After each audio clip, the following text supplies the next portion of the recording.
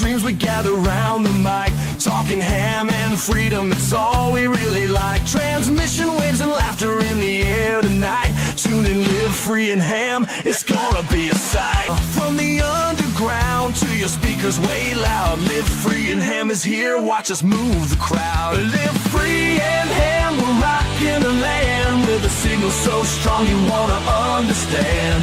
Freedom and vibes straight from the band, it's the Live Free and Ham podcast, man. Flipping switches, turning dials, chasing freedom's call. We'll make you laugh and think, oh, we got it all. Face your fears on this wild ride with the Live Free and Ham by your side.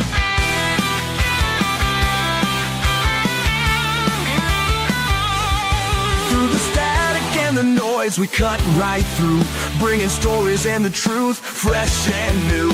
Buckle up and join us on this crazy trip. Live free and ham, now you're catching the drip. Live free and ham, we're rocking the land with a signal so strong you wanna understand. Freedom and vibes straight from the band, it's the Live Free and Ham podcast, man.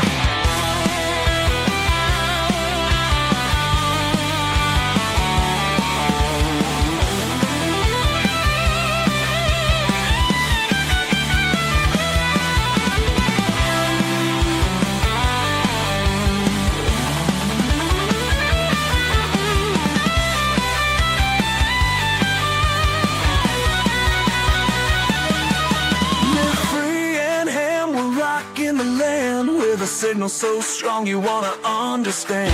Freedom and vibes straight from the band, it's the Live Free and Ham podcast, man. Live free and ham, we're rocking the land with a signal so strong you wanna understand. Freedom and vibes straight from the band, it's the Live Free and Ham podcast, man.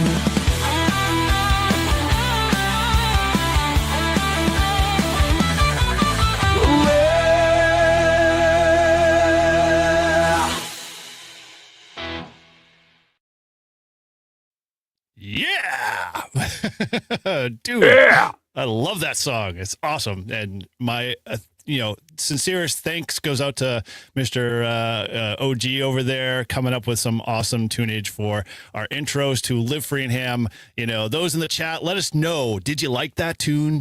Does it have a catchy rhythm to it? I'm totally, I play that all the time now. It's like, it's my jam. It's the Live Free and Ham podcast, man. It is, man. Yeah, totally. All right. Well, hey, good evening, everybody, and welcome to the Live Free and Ham live stream for the month of January. Yes. Hey, we're in January. My gosh, the calendar's flying by, my friends. But we're all gathering here, hanging out, having some fun. And I hope everybody is hamming harder and enjoying hanging out there in the chat. And, those that are coming in, welcome. And thanks for hanging out. Grab your favorite beverage and hang in there. We'll be getting to our guests this evening tonight because we've got some feature-packed awesome stuff. We are talking about power couples in ham radio, my friend. They are the thing this year, and we are so excited to have these guys on. So we're going to be sharing more of that, but we'll get to that in a bit. So, as always, we love to get into just some of our details. We're going to skip some of the formalities we usually do for our regular show there, but don't fret. Guys, we'll still be having some fun. We'll still be doing some cool stuff. And if it gets to that point, we're doing a different segment at the end of this. So if you want to hold out to the very end, we're going to have some fun with our guests here.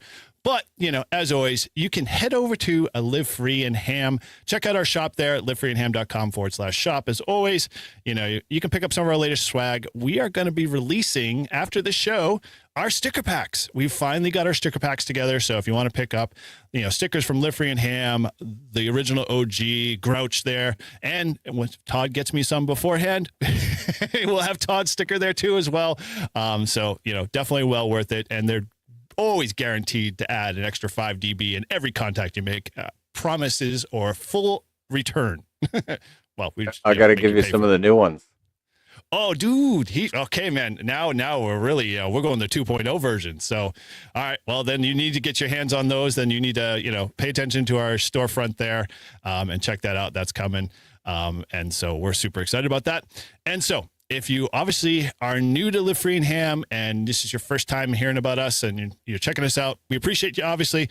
But, hey, we've switched gears and we've gone from a bi-weekly show to our weekly show. And my gosh, it's taken off. Literally, I wake up every Monday morning like it's Christmas, my friends. I love hearing us, even though we've had a lot of bumps here and there because we just got a lot of stuff going on.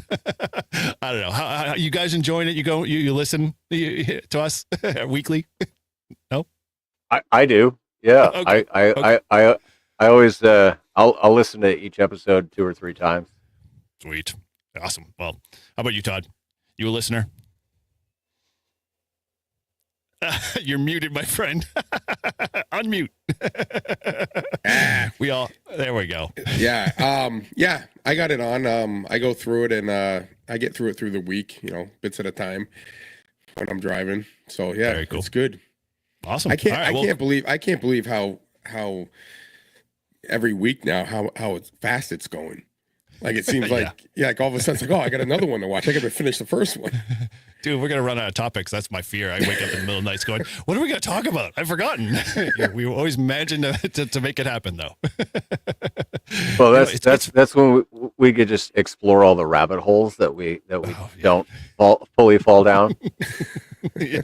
Well, it's now I understand Shane's stress. Like if you call yourself a ham radio show, you have to talk ham radio. It's not like you can just go down a rabbit hole and talk about absolutely nothing, like quay hogs or something. I don't know what. It's just one of those things. It's a challenge, my friend. So with that, we always want to point you over because if you are a dedicated Live Free and Ham person, you might know about our Patreon. And what does our Patreon offer? Well, you can now become a Patreon member. And as every Patreon paid member at any level for that matter gets to get our live uncut shows released in advance before they actually get out to the public. And those live shows include Todd's countdown to retirement, his therapy sessions, things he likes to talk about that are outside of, the ham radio stuff and, everything in between from Paul and I as well. And so we enjoy hanging out. We enjoy sharing that stuff with you. You get to see the dirty underbelly of Live Free and Ham. It's the best way I could put it. Retirement can't come soon enough. True that. That countdown timer is probably going to have another set of batteries. Hey, by the end of the month, I'll be under 2,500 days. Nice. TikTok, Mr. Wick, TikTok. All right. So with that, you can always get, like I said, early discount releases and other cool stuff. So what are you waiting for? You need to head over there, check that out. Come be part of our Patreon crew. And so we obviously still have, and Paul alluded to it because he's hanging out in the background taking sips there, and I'm going to put mine up here at the view here. We still have our custom Live Free and Ham whiskey glasses. There we go. Todd's sporting his as well. And they've become one of our best selling quickly items, much like a 65-inch TV during Black Friday, but way better. And once they're gone, guys, they are gone. We will run out. So, hey, if you've been kind of sitting on the fence waiting, and whether or not you want to add it to your glass collection or whatever, well, now's the time. Come on, stop, crap or get off the pot is basically the motto here. Head over to the Live Free and Ham shop and check that out and be sure to pick it up because I guarantee any fine spirit you put in that is going to make it taste so much better. It's just a guarantee. Simple as that. All right. Enough of this semantic stuff here. Let's just kind of get into, guys, before we kind of bring those guys on, how you been doing, Paul? What's been up? What's been going on with your Henry week? How are you? Well, I'm packing some stuff. I'm considering taking the show on the road for a little while. So it's been a bit of planning and prepping and but I'm looking forward to good things. So very cool. Now, sweet. Well, then that sounds like a good plan. To keep us abreast on that and let us know when the wheel starts spinning there and the content starts flowing. That'll be fun. Very cool. Todd, how about you? What's been going on with your Henry week? I think I've just gotten over pneumonia. Not diagnosed, but I'm not a big fan self-diagnosed. WebMD. Exactly. Self-diagnosed. I've been, I went through the stuffiness, and then I got the cough, and then I had the trouble breathing, and then I got to the point where I'd get up and I ran to Wally World and had to pick up a few things. I was probably gone an hour. I needed a 4-hour nap. So that's typically what happens when I get pneumonia, which isn't that often, but I am recovering. I feel much better today, which is good because I'm heading down to Arkansas tomorrow. And I didn't want to feel like this next weekend when we got Winter Field Day. So I'm on the mend. And as for ham radio, in between my recovery, I did get on the air and work some stations on 10 meters. I've been having fun on 10 meters, just doing a little DX and grabbing people here and there. So it's been Nice. good. Sounds What about good, you, man. Eric?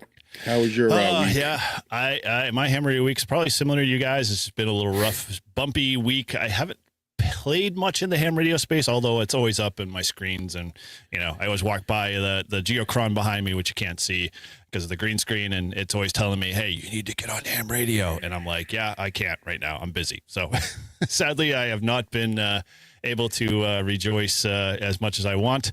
And, as Paul says, what you drinking? Well, then, heck, I'm going to go into my beer stash here. I'm drinking Space Station Dream Lab from Equilibrium. And this one's a pick of my son's. He's, starting to get into good beers and craft beers. And so, he threw a few in the fridge there. And that was one that kind of caught my eye. It's like, every once in a while I'll jump in there. How about you, Paul? What are you up to? Or Todd, you drinking anything? Oh, yeah. Besides water? I got my water. The invisible water. Yeah, the invisible water. It's here somewhere. There you go. We get Glenn Morangi, 12 year. Nice. Wasn't that It full looks like yesterday? it's almost done. It was. It was about 3/4. It wasn't full. Well, the good news is with that glass, you can pace it out for longer periods of time instead of something like a thermos. Cool. All right. Well, we've been kind of, fooling around here a little bit. So, if you joined here and, you're curious, if you haven't guessed, our thumbnail, we're going to be discussing, something that I think is kind of overlooked in the ham radio world a little bit, but it's starting to pop up a heck of a lot more. I've been seeing a lot more on my YouTube feeds and just, hearing, stories from different people all around that the ham radio couple is coming back. I'm like totally blown away that, there are couples out there that don't look at each other and think one has 14 heads and the other one's just this normal person who plays with a microphone and likes to make contacts. It's a mind-boggling experience for those that don't get to share in that space. So we figured, heck, we were gonna bring on one of the couples, but then we're like, no, we got to bring both of them on because there's a whole lot of a treasure trove of stuff that we can talk about and share, and they can, we can learn from them. And heck, maybe you might be listening to this show and you'd be like, hey, how do I get my wife or significant other into ham radio? They think I'm nuts or, talking to aliens. Let's kind of break that stigmatism. We're going to do a little therapy session tonight here and, talk and hopefully share some golden truth nuggets there. And, with the intention that, heck, maybe you can learn a few things and, you can get your significant other to, pick up that microphone and play in the radio space. I know between us three, all of our wives will never have to do that. The only time that they would ever pick up a microphone is if we were in our coffin and it happened to be on our chest and they just needed to move out of the way. But, all good there. What's your phrase, Todd, about, your wife and emergencies when radio plays? Oh, yeah. I'm not telling her shit. She's going to hear nothing. I will know everything that's going on in the world, and she will be in the dark. The amount of how much she makes fun of me, but it's all good. At least she lets me do it. Very much so. Yeah, we're all in she that same respects boat. she respects my hobby, and she thinks it's kind of silly, but I like it. And she always says, "Well, I could just pick up the phone and call," because I was all excited, like, "Oh, I talked to Australia last night," and she's like, "Yeah, I could just call Australia." I'm like, "Go ahead, do it." "Oh, but you don't know anyone in Australia to call, so I guess you can't." So that's kind of the Julie and Vaughn in the background pointing fingers at each other during that whole cell phone. That's the kind of banter we go on. But she's very supportive of my hobby, and she's been pretty good with in the beginning when supporting our podcast and show here. She did a lot of social media pounding and sent it out to, I think, every ham radio that she could find on Facebook. I think she she dropped a line to him. So they were like, "Who's this living free and ham people? We don't know what that you're talking about." But hey, she'll support us, so that's good. Very cool. All right, well then let's not waste any time. So let me introduce our guests. So I'm going to bring on first Mike and Becky from Ham Radio Duo. Hey guys, welcome. Hello, everybody. Cool, very Thanks cool. for having And, us. we love having you guys. We're so glad that we finally got all this worked out in paper, and we're able to have you on. But with that, we're going to bring on Julie and Vaughn here from Poda Power 2 as well. And those guys, I'm totally I am an admirer, I have to say. I guess the best way to put it, between both you guys, just watching your channels, watching what you're doing, and just like going, man, I long for my spouse to be like right next to me. I mean, she is sometimes when, but she's more likely like, hey, look at that bird over there, reading a book. Yeah. Sun tanning, whatever, getting her vitamin D. So yeah, I guess with that, we can kind of start there. So, we'll leave it up to you guys. I guess I'll start with Mike and Becky, so I'm curious, before we get into the details, I got to ask a question because I know both of you guys are both active in, PODA and SODA, mostly PODA, in this context that I'm talking. You guys must have participated in Sports Your Parks weekend this past weekend. We did. Yep. Yeah. Okay.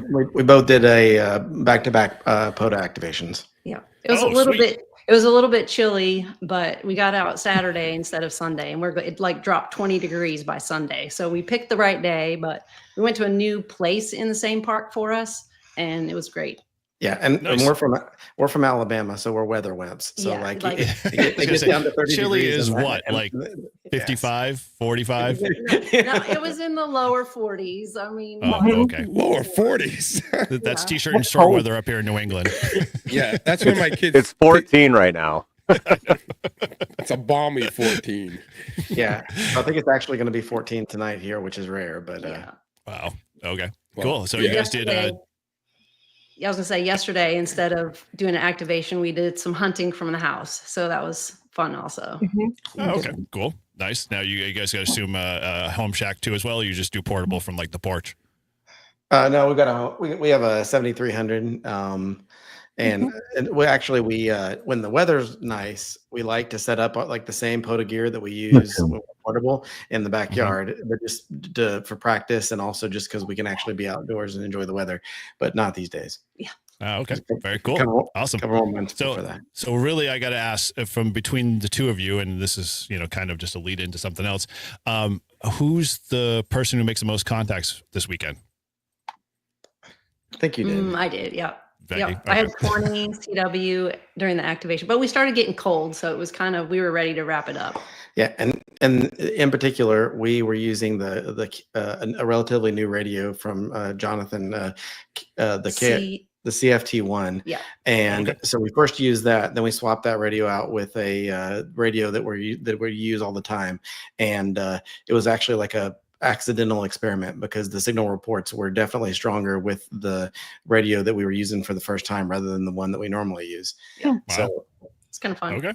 Very cool. Either Yeah, that or I if heard a it's little bit about the CFT1. It's a nice little radio, and it's much different. It's sort of like I wouldn't say a brother or sister to the Mountain Topper, but sort of kind of in that same feel. So yeah. So the joke is when there's a female on the microphone, it's like you get 10 dBs more. Yep. Yeah. Easy. So what CW, how does that work? Right. Like, Right. but I did get more contacts. So, So, all right. True. Should we tell Eric? Should we tell them how you cheat? No, in we're not PODA? going to. We'll talk about that later. That's a thing. So you guys, but he cheats. I don't cheat. Go on. I have a daughter who has a ham radio license. We'll get into that later. nice. Yeah, but Fine. Come Get it out on. of your system. Go. It's just all right. he programs her into his radio, and then calls CQ with the recording, and then gets all the people calling in, and then they're like, "Where's the YL?" Yep. Yeah. Well, I do that only in a break class scenario. So like when the bands are really, really horrible and I can't make sideband contacts, that's when I use that rule. So, that's where I'm sticking with it and running that way. Ain't nobody got time for that. Exactly. So Cool. All right. Well, it's good to see, as I'm going black here, there we go, that you guys got out and did support your parks weekend. And so back to my whole point is people know by fist. I mean, CW, I'm not a CW guy, but I've heard, that they can detect usually, someone's fist and stuff like that. So I assume you're probably very identifiable out there. Yeah, I think so. I think people comment, and especially I use a straight key. Like that is my 100% preference. Whether I'm at the house or portable, I use a straight key. So I think people can recognize it a little bit. Yeah. Very cool. Awesome. All right. Well, we're going to dive more into that in a second, but so over to Julie and Vaughn there. So, you guys obviously are very POTA centric and, your sideband specific. Well, how'd you guys do? Did you get out, play POTA? We did. We absolutely did. I think we did in between Saturday and Sunday, probably did close to 300 contacts. About that. Whoa. Yeah, about that. Yeah, we went out and we were at Mike Ross. I don't remember. Mike Ross. It's in Keystone Heights. We went out there and it was beautiful. It was absolutely gorgeous. So when it's pretty out, I like to be outside. So we just worked it until it kind of fell apart. So we ended up doing, about close to 300 because we went back out on Saturday. We hunted in the morning and then I got Venezuela twice. Yep. Wow. And so we went, and then we just went to our home park, which is the one we're working on a kilo. And we had a friend come over and wanted to hang out and support Parks Weekend. And so the three of us just activated until I couldn't stand the cold anymore because I'm a crybaby. Yep. 42 degrees, by the way, right now. 42 degrees. Okay. Another one. Yeah. Got it. Yeah. Okay. Oh yeah, definitely. I am a crybaby. I lived in Alaska, but that's a long time ago. Yeah, we live in Florida for a reason, not because it's 42 degrees. Oh, okay. we copy that loud and clear. Yeah, they're not sorry for us. No, they don't care. Cool. All right. Well, dude, 300 contacts is quite an amazing feat. Now, is that, I assume, just at one given park, or is that over the entire weekend? No, the whole weekend. Oh, wow. Okay. All right, cool. Yeah. And how many parks was that over the entire weekend? Two. Just, holy crap. Okay, then you're putting me to shame. I get super excited when I get like 60 and I'm like, woohoo, I got 60, maybe 75. But he puts my voice on the radio too, so it's pretty easy. Good man. Good man. Yeah, I think that's 7,300. I pre-record her voice on there and just go to town. It's funny though, because it backfires because they tell him I wasn't calling you. There's another station. Yeah. Yeah. Oh yes, I'm sure you got your regular crowd of regulars too that I can identify you pretty quickly. A lot of them are on here right now. Yeah. Oh, very cool. Well, dude, that's awesome. So let's kind of get into some of the details. So we'll start with Mike and Becky. So you obviously probably get this question a lot when you started, and I kind of did a little sleuthing and went back on your channel a little bit. And Mike, you sort of started the channel by yourself. Is that kind of how I looked at some of your videos, or maybe kind of describe where did you start into ham radio, and then maybe that'll lead into where you guys kind of met in the middle. Sure. So I first got interested in ham radio because of emergency prep kind of stuff. I think the Amazon recommended a radio to me, and I got it thinking I'll just use this in case there's an emergency, and then thought harder about it and thought I should probably do this the legit way and get my ticket. But I kind of put all the radios in a drawer and was focused on totally different things, and I had. One of my primary interests was learning Morse code, and I'd just barely gotten over the hump where I knew a little bit of Morse code, and then had some significant life event kind of things. And I thought that I'd just put it in the back recesses of my brain. And then one day Morse code was on a TV show, and I just automatically decoded it and then said it out loud. And she's like, "What was that?" And then she's like, "Oh," and then and so I was like, "Hey, well, if you're interested, there's this app that makes it pretty fun." And so I showed her the app, and she started learning using the app. I didn't really even think I was going to get on the air or get my license or anything. I just thought, oh, Morse code, that's fun. I'll just learn that, as a challenge. And the app was fun, and I just went through it. And we won't say how quick I learned it because he's mad. I've seen the video, so I know. I definitely can tell. Who picked it up a lot quicker. Yeah. So I picked it up really quickly, and then of course, he's like, you should get I don't really want to. So we started watching Ed and Chantel, who do POTA activations together on CW. And I thought, and I kept on just kind of subtly saying, Yeah. hey, you should watch this. You should watch this. Like, And then she finally watched one. And then she's like, I guess I could study for that. Looks like fun. Maybe we could do that together. And so I got my ticket and we just started hunting first. And then we thought, well, we like to travel and we like to hike and let's get out to a park. And that's kind of how it started. Mm-hmm. Now, do you normally just so Mike, when you first started out, were you had a QRP kind of kit together, or were you just using your 7300 when you're going out? So I started off with the Yaesu 891, I think, because I didn't know any better. But I'd watched Adam K6 ARK's videos on YouTube, and so it was definitely one of those like what you think it will be like and what it's actually like kind of things. Yes. So like Adam with these beautiful locations at the top of a mountain, and then I'm like trying to find a hill in Alabama to be in the middle of the bushes and getting bitten by mosquitoes. Oh yeah. Yeah, but I think that was one of the things that attracted me to Morse code in general was the fact that I could have a much smaller radio and combine hobbies and be outdoors. It's just that every time I tried to learn Morse code, it just was harder than I imagined that it would be, and so it took way longer than I expected. More harder on the send side or on the receive and decode? On the receive side. So we actually, so we have a video that we've been thinking about and planning for a long time that hopefully will come out in the next week or so about learning Morse code, where I go over, and I'm going to share some of the details in that about the why I think it was so hard for me. But definitely, I think decoding is generally harder for most people.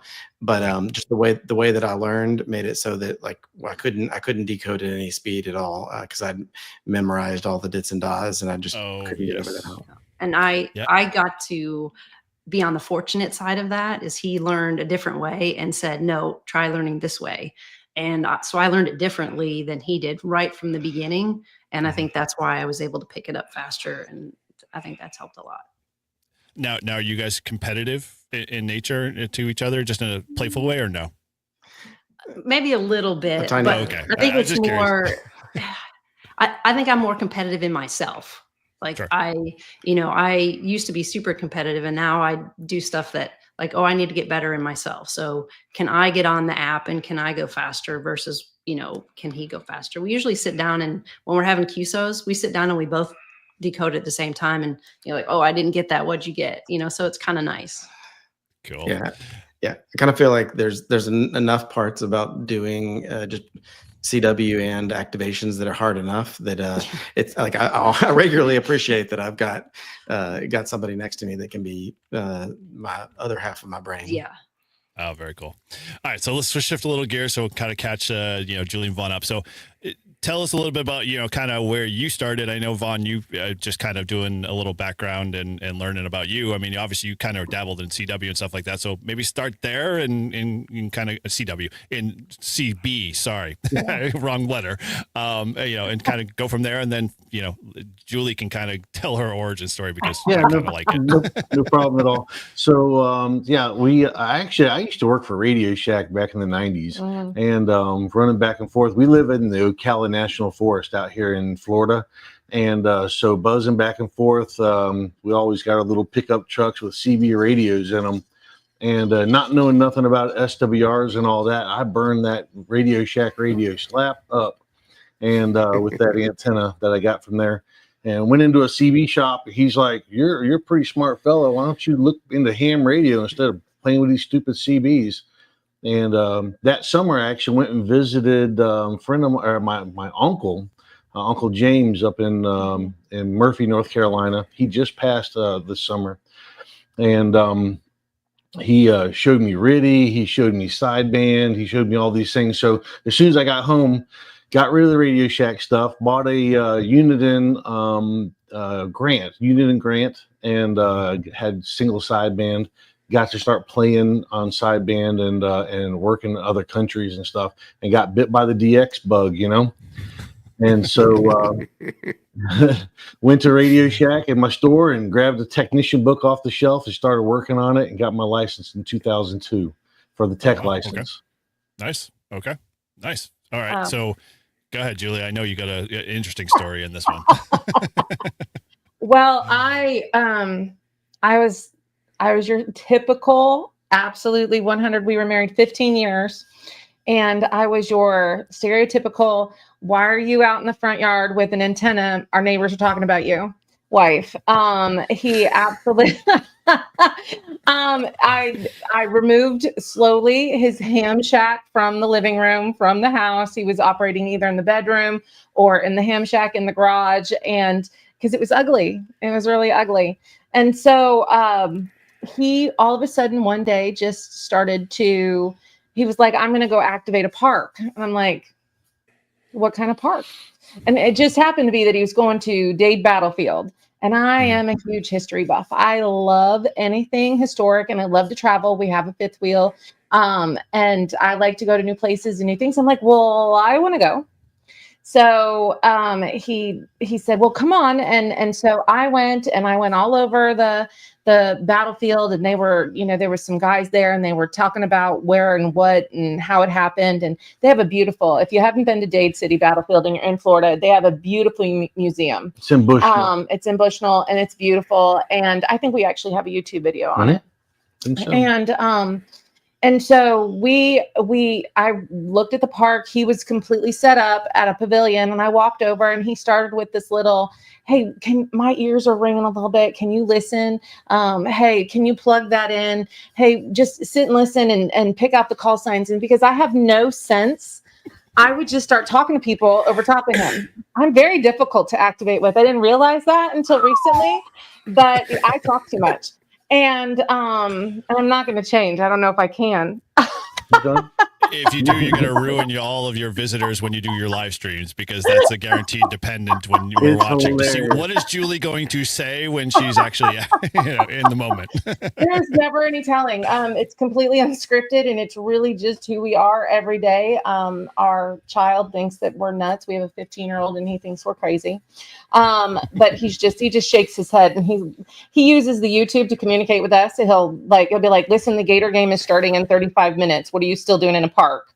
And so I by myself decided that I was going to surprise him and get my technician license. So after we went to Orlando, we went to another little, well, first he took me to a little tailgate, and then we went to Orlando, and then we went to Brooksville, and I looked at him and I was just like, I think I'm going to try it. And he was like, you're going to do what? Yeah. He looked at me like, what? I said, I think I'm just going to try it. But I'd been using ham radio prep and studying on my own. And so I walked in and I took the test, and I'm like, I don't know how I did. And I knew I'd passed it, but it was fine. And so there's three gentlemen that walked out, and they were super, super excited. And I got my license, and he was completely shocked. I'm working on my general, not fast enough for everybody, but I'm working on my general. Everybody on our channel is busting her chops every chance she gets about. I'm busy. Well, if you know our channel, Todd's been studying for his extra for about 1.5 years now, so you're all set. You're way ahead of the curve. It's hard. It is hard. The problem that I have is time, because if we're not home doing kid stuff, we're in park doing park stuff. And the only time I really get to sit down and really, I know, Captain Don. I know, Don. And the only time he's a regular bust my chops. But the only time I get to study is like when we're on long road trips. I was talking to Steve from Ham Radio Clubhouse, because the plan is to test via their what's it called? BE testing. And before April. Yeah. Well, and so we do that, but we really want to get it done before Hamcation. So we'll see. And yeah, I know it's a problem. I'm sorry.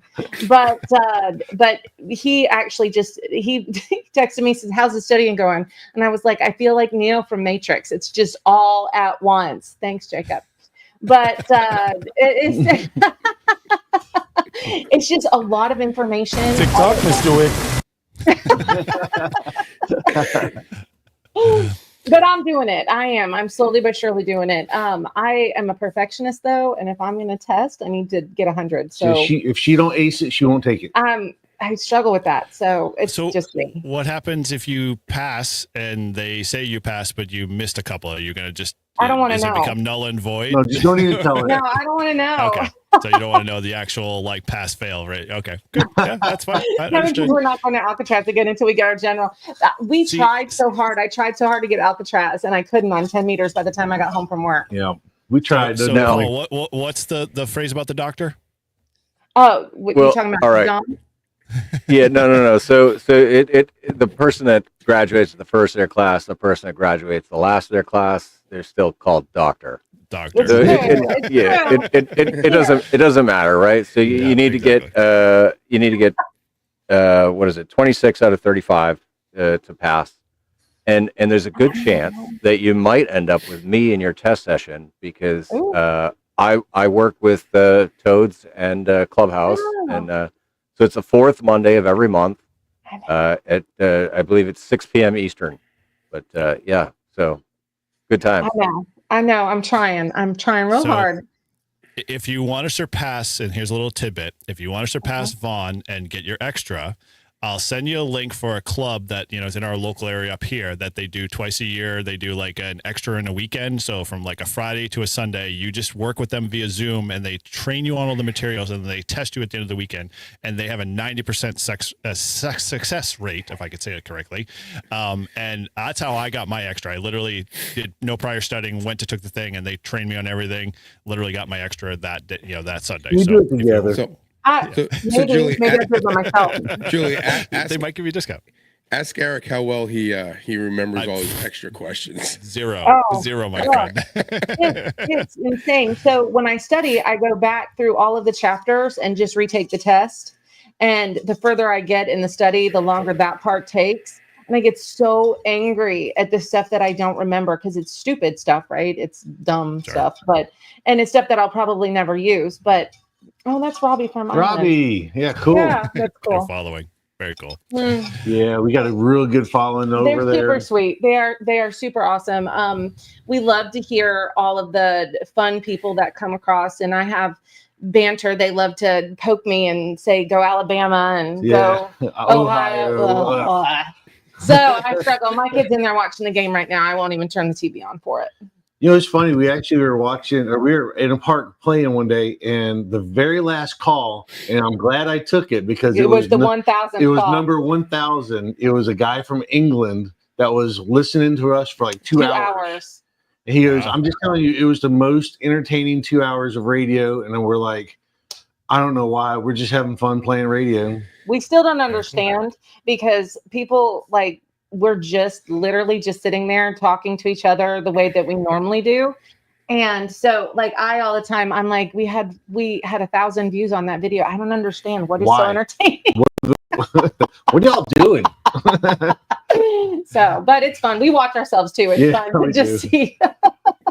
He makes faces I don't pay attention to. Yeah. That's what happens.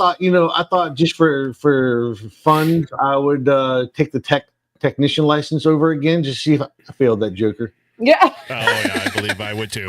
I've been doing it for 20 plus years. I failed it. He goes, "It's so easy. You can totally take it. You don't even need to study." I was like, "Yeah, okay. Well, bombed it. I'm just gonna say, bad." Good news is you're still a general. Yeah. Away. Can't lose it. Lose my mind. That'd be funny. But he was studying for his extra. I don't know. Are you still? No. I'm too busy doing this stuff. That's why I say it's hard to study because we both still work full time. We have kids at home. We've got one in high school. And he wrestles and he plays football. And so we've got all of those things going on. And if we're not doing that, we are literally in the park. So it's working on our 5th kilo. We are on our 5th kilo, I think. Yeah. Wow. So we try to go out once during the week. Wrestling schedule messed us up. We were doing Wednesdays, but we try to go out once during the week and then once or twice. If it depends on how the day's going. A Sunday afternoon, one of us will look at each other and be like, "Let's go to the park." Let's go. So we have a good time. Very cool. Paul, go ahead. If you guys got anything thrown in, I keep going. Well, all right. So we heard about how Julian Vaughn got started, and we heard about how Mike and Becky got started. But like, where are you guys at now? Right. So like, I always say this is an adventure in ham radio, right? Where we start out is nowhere near where we're going to end up in the end. And I'm only a licensed ham now for 4 years, and I'm light years from where I was when I started. So so Mike and Becky, compared to where you were when you first started, right? Where are you at now? Whoa, that's Sorry for a the loaded long questions. way. A long way. So maybe breaking it apart into pieces. So on the CW front, it feels like, well, so for me personally, like once she got interested in it and we were practicing together and all that kind of stuff, that just like unlocked stuff for me. But like when we go back and look at our first videos that we shared, like it's definitely like night and day difference, but it doesn't feel like it because you're kind of going through it. And so even though we're both able to copy way better and send better and way faster than we were before, it's not as apparent. Outside of the CW realm, like she mentioned that she wasn't really that interested in getting getting on the air, or getting her ticket at the beginning. And so I just keep getting shocked by like, I was like, like we have to wait so long to get this radio, but they have it in kit form, but we'd have to solder stuff. And I think I'm done. I'm done with soldering for now. And she's like, I'll build it. I'll do it. I'll try. And so we got it, and she built it and soldered it all together. Yeah. Like first, she built an antenna first, and that was her first soldering ever. And it's got like 6 solder joints or something. Yeah. But then my biggest challenge, these little QRP radios, the little QCX, Yep. you get on a waiting list for months to get one that's built. And I thought Almost a year. Yeah, almost a year. And I said, well, I'll build it. And so I built a QCX Mini for 40 meters and plugged it in and put it on the air and made a contact that night when I finished building it, and it worked. So holy crap. like, Wow. yeah. All right. I'm going to just retire now at this point. I'm just going to, you guys can take the show and I'm going to leave. That's impressive, Mickey. Awesome. Nice job. I think for me, though, it was more about the journey of learning, the journey of trying, the journey of CW. Like you can't expect, one of the things we say, you can't expect to be a rock star. You know, you don't go buy a guitar thinking you're going to be a rock star in a weekend. Like you have to enjoy practicing, and we enjoy practicing together. Like we have the little CW hotlines. He'll go in the other room and we'll just have a conversation together. Like it's fun. Wow. So yeah, there's one day that I was she plays golf on a regular basis in a ladies league, and she was off playing golf, and so I thought, I'll play radio, and I was playing radio calling CQ, and then she answered. She was taking the truck to go play golf, and so she answered, and she's like telling me how golf was in Morse code on. And I think that was our actual. We didn't even think about it. That was our first actual. We could log QSO on the air. Yeah. Wow, that's because awesome. why would we get on the air with each other? Because we're together most of the time. So yeah, it's been a journey, but it's happened quick. But like he said, if we look back, oh my gosh, now in a pileup, I'll be like, oh, I think I got that one, and I'll be right, you know. And before, we just sat back and was like, I didn't hear anything. Now, I have to ask really quickly, like as a parent, and I know always trying to find ways with my wife to be able to communicate under the radar with my kids. Have you done the CW like on the table and like the kids are like, what the hell are you doing? The kids have no idea what we're saying, and like awesome. And they'll say something like, y'all are so weird. Yeah, that's yeah, they're just so weird. But kind of like speaking a foreign language, we'll even be like out at a restaurant and we'll want to say something that, you know, maybe we would normally whisper or something. We just say it in Morse code. I'll feel him like tapping on my leg, and I'm like, what are you doing? Oh wait, hold on. Yeah, Mike's in a movie theater with the hand on the knee, and all he's doing is, you know, basically CQ.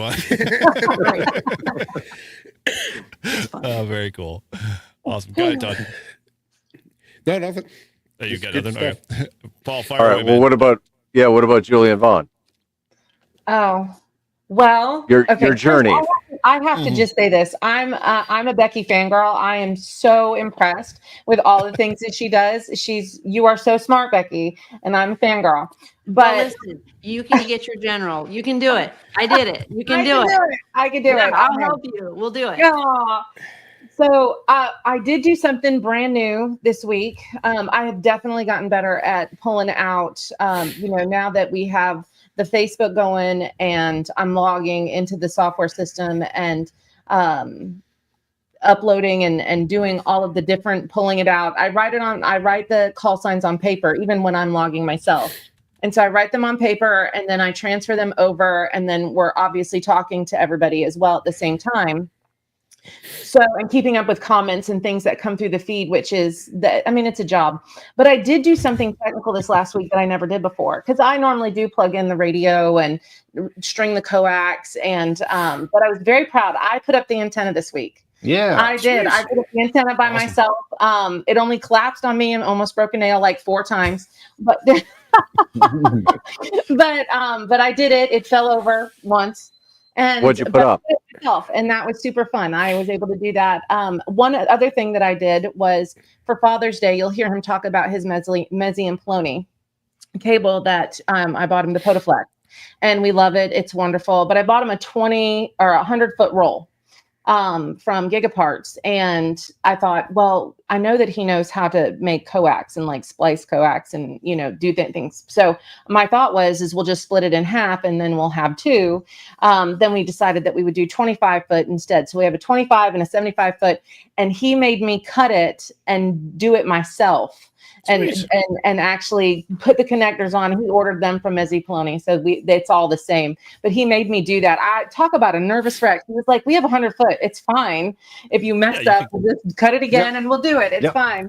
But I was a nervous wreck. You can play with a foot coax. You can get it down to a foot. You're fine. Well, and the problem is, that coax is expensive, man. Yeah, well, but you'll learn how much it costs. And he's like, "Okay, you started her on a good set because you started with the best connectors. Those Evo connectors are freaking like They're a cakewalk to put on. wonderful. I mean, so you didn't have to deal with a rusty solder iron kind of approach of putting on like the old connectors we get it all like the Hamfest and stuff like that. So you started good. Nice. I got nice a whole tote full of them. Love those connectors. It's amazing. So I was really proud. Those are my 2 really technical, but yes, as far as picking out call signs and stuff like that, and hearing through static and through noise floors, being able to pull out. I get really excited when I get one right and he's wrong. Yeah. That makes me very happy. Yeah, on many levels. There's no competition right, here. So we literally, it is a competition sometimes, I swear. Because I cheat though, because I'm watching the comments through the screen. Yeah.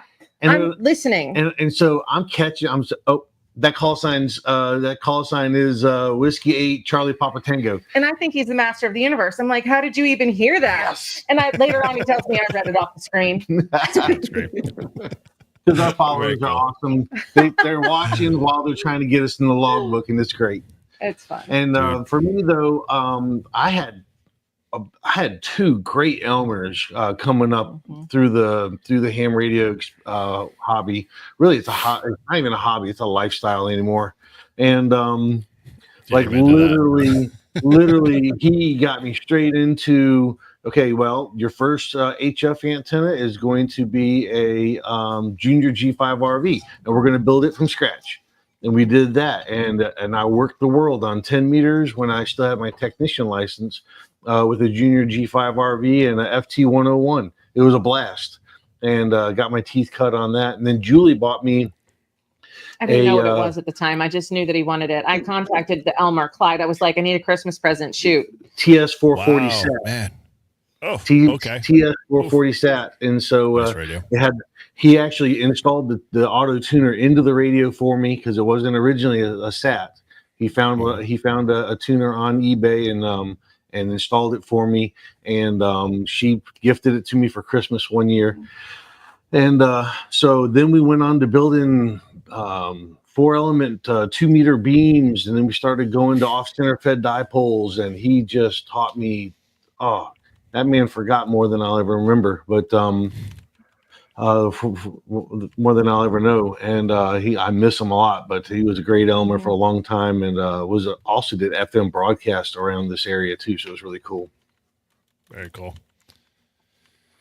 Well, No, I saw W5TMP in somebody's Facebook, and so it's got to be one of the two of you because it's not us. So I don't know who knows Terry, but I just want to say, Terry. Yeah, we know Terry. Terry all right, well, He's a regular. huge shout out. Terry's freaking awesome. Terry is awesome. He does military VE testing sessions for GLARG, and I'm honored and happy to assist with those.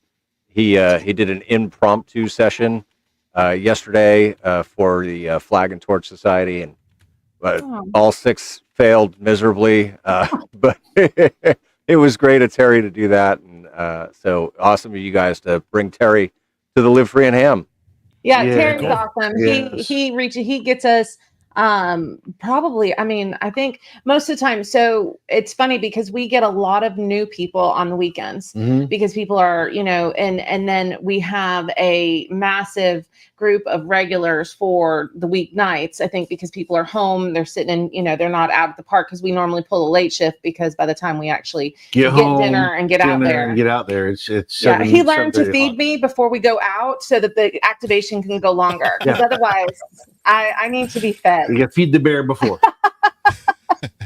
Hangry wife, hangry life. Yeah, I get it. Apparently, Mike also gets angry. I get a little hungry.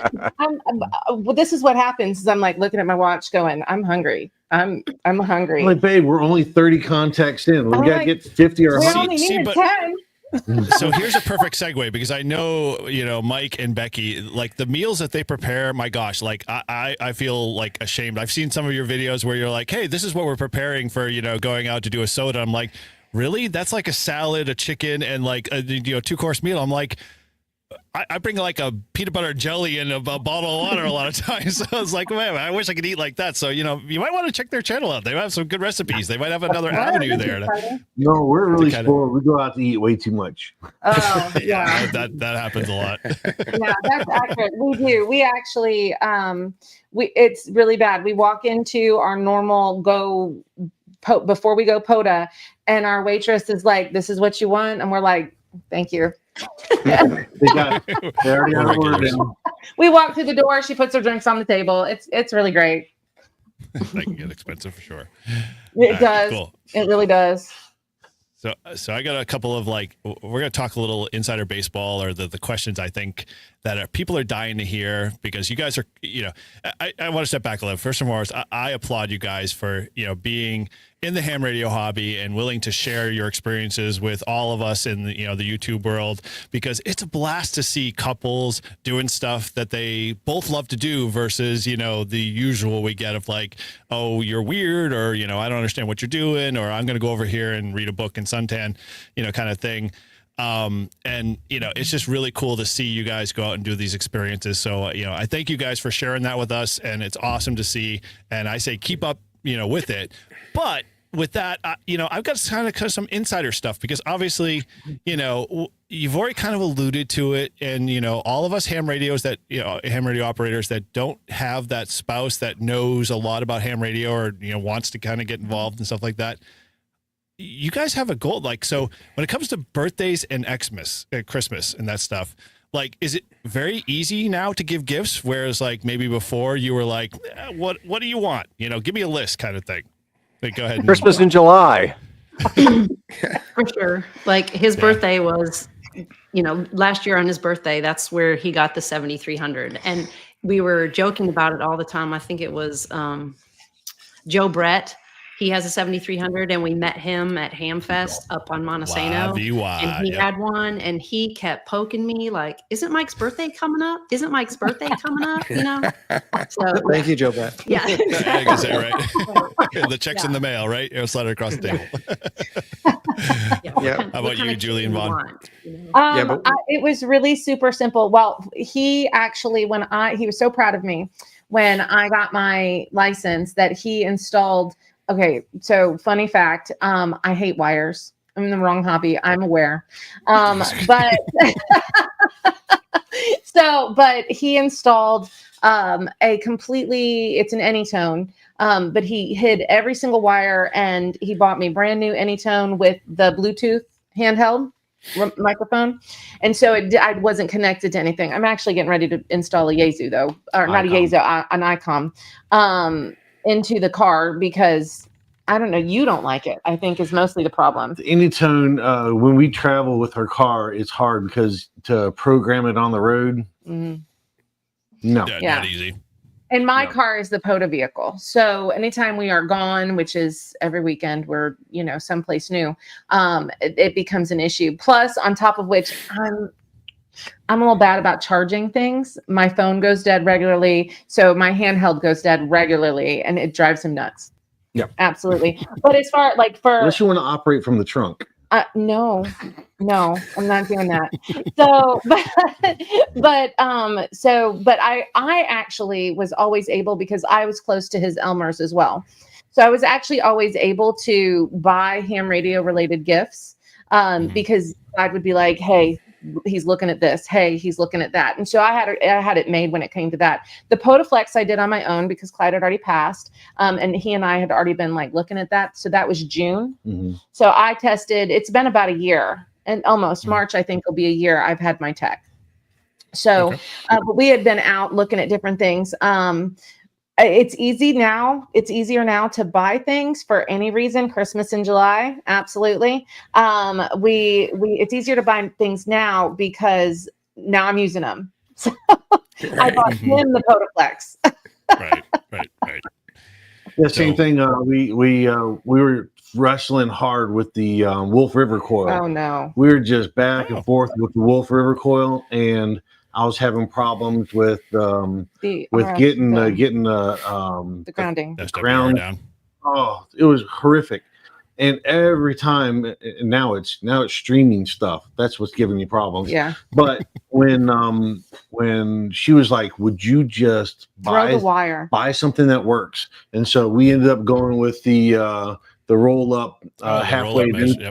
The InFed. It's amazing. And Mike over at Flatlanders, hooked us up with the with that. And I got it really for her because I could fight with an antenna and fight with an antenna and fight with an antenna. She's like, I'm ready to get on the air. Yeah, I have no patience. She has the 7300 plugged in. She's got all the batteries ran. She's got the microphones plugged in. She's got everything ready to go. And I'm still fighting with the Wolf River coil. So we're done with that. We just run the Flatlanders InFed, and no tune needed on 20 or 40. A little bit on 10. A little bit of tune on 10 with the 7300 tuner, and it's great. So that's how we buy gifts for each other. It's easier to spend money. It's not just for holidays and presents anymore. Now it's, hey, I think we should really get that because it would make life a lot easier. The Bluetooth module for that icon will be sweet. Dropping hits. Got it. So I got a couple more. Paul, you want to throw in, and Todd? Okay, go. All right, you go. Go. I'm all Team ICOM, as everybody knows. So, go Team ICOM. Mm-hmm. Yaesu flex over here, my friend. Okay. Funny story about that. Funny story about the ICOM thing. Julie, of course, she was accepting pretty much anybody on Facebook. Well, I got a ton of friend requests. While we were in the building process of POTA Power, she got just ransacked by a bunch I don't even think that he knows the story yet. Facebook requests. I don't think Ray does. Ray doesn't know the story yet. So Ray Novak started talking to her, just chit-chatting. No, well, I would comment on his photos because he would fly a bunch of places, and he posted great foodie pictures, right? Like I'm a foodie. I'm like I love to go and have food. Yeah, and he would. So all I knew about Ray was that he flew a lot and he liked food, and I like food too, and he liked pretty food, and I like pretty food as well. So so we would I would comment on his stuff, but we didn't really have conversations. One day it was a Sunday afternoon, Vaughn goes, Ray Novak liked one of our posts, and I was like, yeah, Ray. And he was like, what do you mean, not Ray? And I was like, Ray. Yeah. I was like, Mr. ICOM America. I didn't know. So I messaged Ray and I was like, I didn't know what you did for a living, but you're missing a market. I need a pink handheld. Just saying. You might have more So luck Ray with reached like out and ponching, but it was great. It's actually been really, really helpful to the channel. He reached out, he sent us a metric ton of shirts to give away. He sent me a nice little, I have my little pink icon hat, my little pink icon shirt, and he's been great. He's so wonderful. He gave us a bunch of POTA, what was it called? POTA Crew t-shirts to give away. We use them as giveaways at home parks. Channel. So it's been fun. Well, that answers my question then, because I was always curious to see like how did ICOM slide into your POTA there, but yeah, it was so appreciate you clarifying that. Well, we are pretty much ICOM exclusive. We are, except for my Anytone, which will be replaced here pretty soon. Yeah, we got the 9700, the 7300. We take the other 7300. We've got two 7300s because we don't want to move the one from the base. Yeah, I'm tired of unplugging that one. So we got a second 7300. Get the 5100 in the truck. I got a 2730 that's going into her car, and we're waiting for that black edition 2730 black to come out. It's going to go in my truck because I drive at night. So very cool. I mean, that's what he thinks. So my other question I want to throw in there is, what are general conversations like for you guys? Are they always ham radio focused? Like, are you always like planning for the next POTA like adventure, or like when you're sitting around the dinner table, or you're just talking to each other in the car? What do those conversations look like? I'm curious because I know mine aren't like that way. I would say that, like compared to normal people, I guess that means we're abnormal. We're not normal. Yes. Just like that's all we have to say, right? Compared to normal people. Yeah. Yeah. So welcome to the abnormal radio than you'd expect. And if you combine that with the YouTube channel and trying to decide like what's coming next and all those kind of details, there's a lot of ham radio talk. Yeah, for sure. Like, who's going to edit this part? Or, okay, it's up on the computer, it's your turn, and we both work we both work remotely from home. And so it's work and home and radio and YouTube. It's all like in the same room. So yeah. Yeah, and she'll get a ham alert and then bounce up and come into here. I'm like, who are you getting? A fire! I gotta run. I'll be right back. we really enjoy doing that. We hunt back to back a lot. So if we hear someone that we want to get, like they'll hear me come in and I'll hand him my key and he'll do the dit at the end, and then he'll send right away and we'll get people back to back. It's really fun. So basically what you're saying is you don't ever talk anything except ham radio in some form or fashion. We're just perfect aces in my book. Normal kids and life stuff, but Sure. But that's all secondary, I bet, because I know in my thought, when I'm sitting next to my wife in my truck and the radio's on, I'm always thinking like the next ham radio thing, the next park thing, whatever. And my wife's like, what are you thinking about?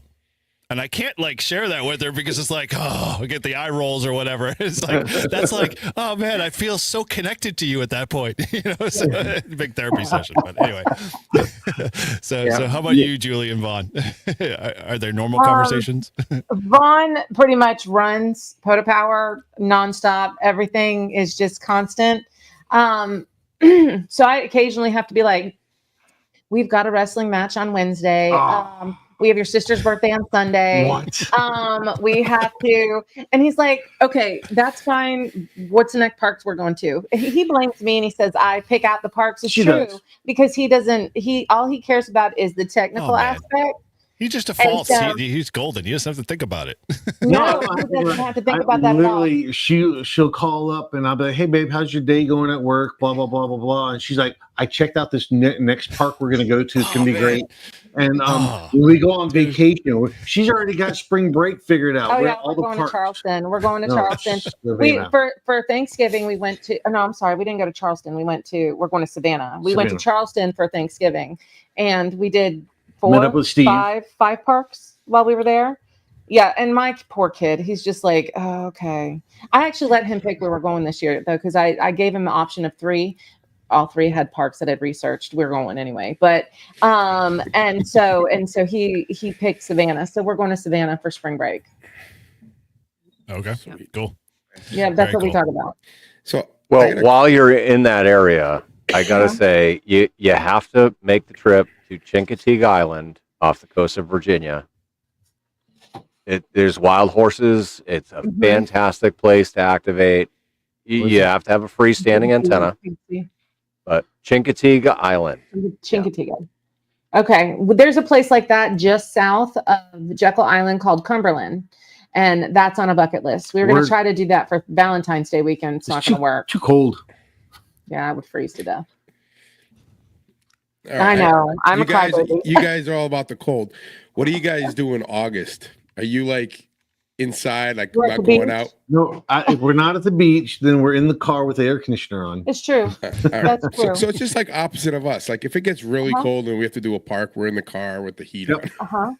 Just the opposite. In August, they'll all be down in Huntsville. No, that's true. Exactly. Yep. Yeah, we're going to try to definitely do Huntsville this year. Yeah, if I have to call into work and leave Put that early. on live. It's live. Sorry, but yeah, you didn't hear it here first. Huntsville.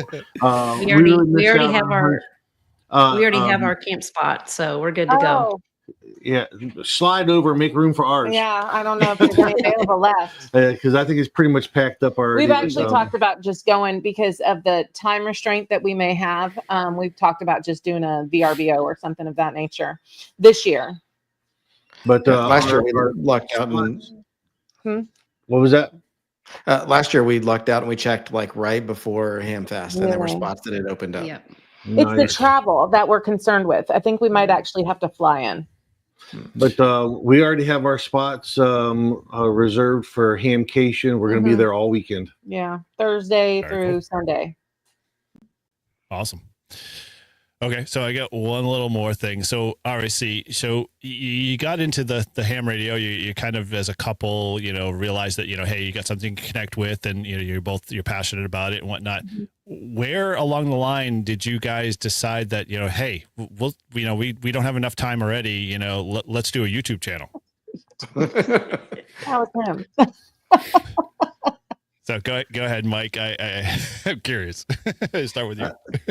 So we already had a RV travel channel, and we'd been pouring through all the different here's best practices, trying to be a YouTuber and all that kind of stuff, and really struggling trying to get traction because it was just super duper competitive. And then in the RV travel space, and so then we're like, well, it'd be fun to just give it a go and try to make some videos of what we're doing. And one of the things we realized with the travel channel is that it's a great way to kind of document your own memories and all that kind of stuff. Like, you got the camera out anyway. So like, well, we're going places now just for ham radio stuff. Why don't we just pull out the camera and record some memories too? And then it just turns out that we've had a lot of fun sharing all of our Morse code adventures and stuff like that, and it's been way more rewarding than the other channel just because the community, like the people and the comments and making tons of friends. So yeah, and I think also our travel channel, it's hard to do that when you don't travel all the time. But we have our radio right here all the time. We have a park right here all the time. So the ability to make more content is easier. But like he said, I think one of the goals, that's the only reason I got on the radio, was because of watching another couple do a POTA activation. And so if we can do that for other people, we had a comment today on our channel. The guy says, "Hey, I'm 78 years old. Thank you. It's because of you and your husband. I'm going to learn code." Awesome. We get those kind of things, and it's so fun. It's so, you get that email from someone that says, "I hunted you today, and it was my very first ever CW contact." Oh, cool. That's awesome. We get those, and it kind of motivates us to keep going. Well, damn it. Now you guys have to be my first CW contact. All right. Put him on Ham Alert. You'll have no problem hitting him up. I just learned my call sign, so I'm working on it. Me too. So yeah, we were actually in a park down in Pinellas County, and we were actually coming back from a concert that we went to down there. Oh yeah, Billy Strings. Yep, we went to Billy Strings concert, and we stopped in the park on the way home, and we just set up, and the first contact we made, this guy was booming in. We're like, what in the world? And then so Cedric's like, you're my first contact. I'm a technician. I just got this radio. You're my first HF contact. And I'm like, well, cool. Wait a minute. and I'll set my phone up and I'll record it real quick for you, and that way you can hear how good you sound from your end to our end, right? And that got me thinking, like, people do this on YouTube all the time, and I hardly ever see it live from the park. So let's just set up a little Facebook thing and see how it goes. Facebook took off and it ended up going into YouTube also. Okay, I didn't think it was going to do anything. It blew up. I didn't think it was going to do anything. He was like, let's do a YouTube channel. You know, that guy in England said he listened to us. And I'm like, yeah, well, I mean, that's one guy. And he's like, yo, but it's fun. People say it's fun to listen to us.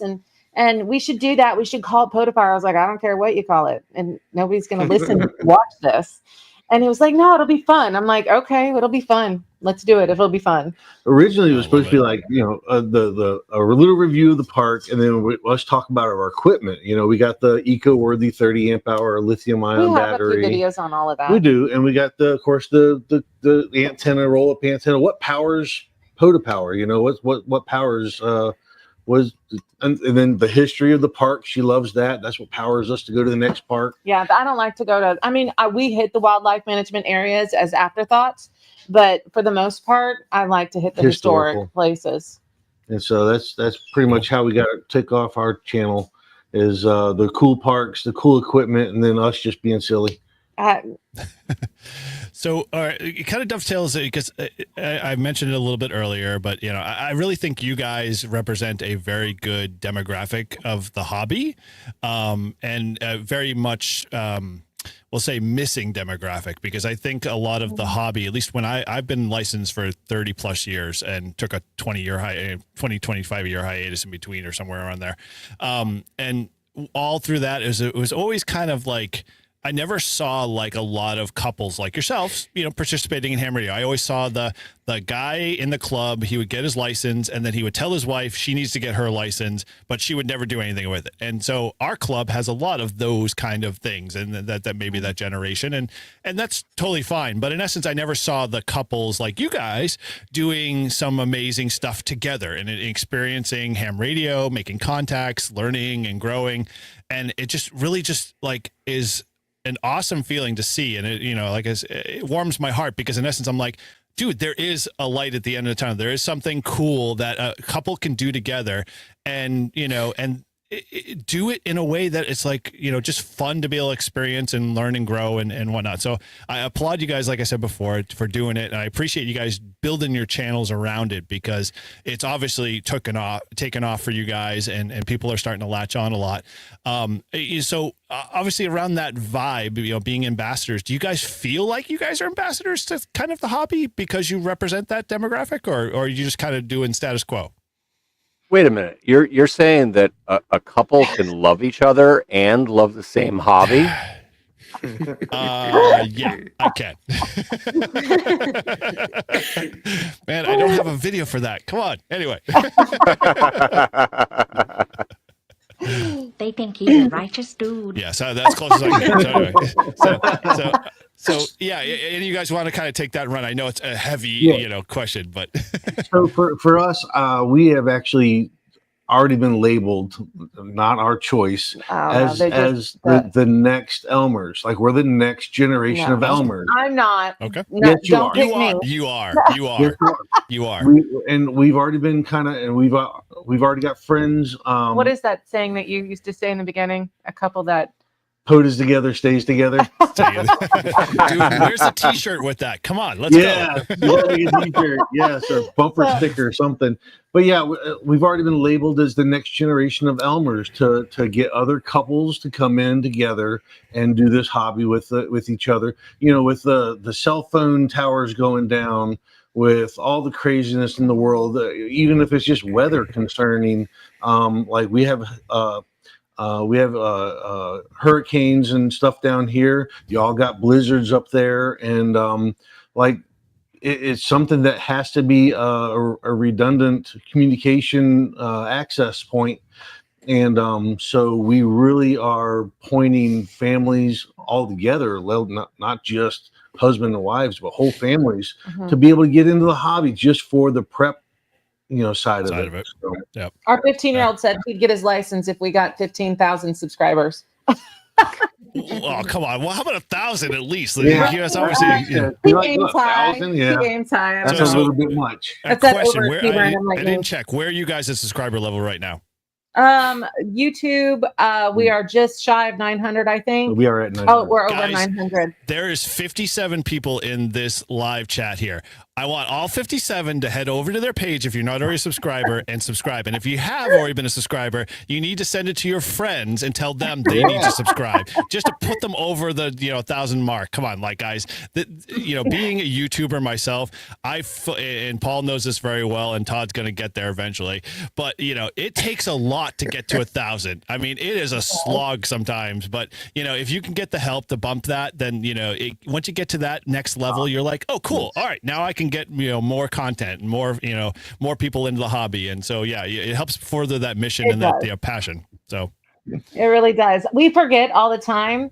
We're at 902 now. Thank you. Captain Don. Let's get him done. Yeah, Don keeps me open in check. another YouTube account. Yeah. Go for it. But at one point we were sitting at, I don't know, it was Thanks, early Jacob. on. We were sitting early on at like, I don't know, it was like 201 or not 199. And I went onto the Facebook because Facebook is over 1,200 now. Yeah. And we use Facebook as well because we'll go live on Facebook. And those, I mean, the view count on those in 24 hours are well over 1,000.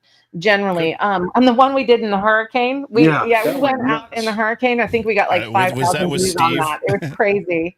Yeah, that was intense. See, all right. So I guess we're doing it wrong by focusing on YouTube. We should be focusing on the Book of Faces. Dude, we're already on the Book of Faces. I have no idea where we're at, nor do I care. I prefer our YouTube side of things. I can manage that a little easier. YouTube makes the process so ridiculous sometimes, but that's another The story YouTube for another is day. great. The Facebook is actually, it allows me to communicate. I can chat back and forth with our people and talk to them and post onto different sites just to say, hey, we're going to be here. We're going to be giving away shirts. We're going to be at this, location. Come by and say hi, that kind of thing. So it's kind of fun. Very cool. So how about you and Mike and Becky? Let's see. I'll start.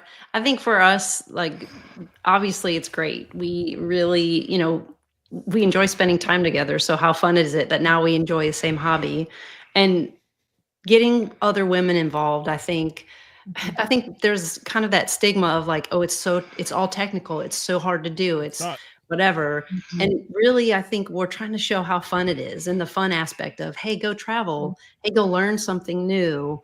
Hey, enjoy, something fun, with your partner, that it really is fun too. Yeah, and the people part's just awesome. So we get emails all the time, and just she was tickled to death with getting her first QSL cards, and I think there's it's fun. It's so obvious. The people part of it, it's really fun. Yeah. Yeah, my wife is not a ham radio operator, and every time I get a QSL card in the mail, she's like, "You got a QSL card?" I'm like, "Yeah, okay." She's like, "No, you got a she's super excited about it." I'm like, for me, it's just like, okay, I'm just gonna put it in my pile. Look at the drawing on this one, or where did this one come from? I mean, why did he or she create something? Yeah, exactly. Yeah, it's a lost art. It's definitely something that's a regular Facebook thing for us to put our Monday mail call, and I'll put a video or a picture or something up of all the QSL cards we got from the week prior, and she's holding them all up, all excited. I get really excited. I love to get mail. That's why I love Amazon. All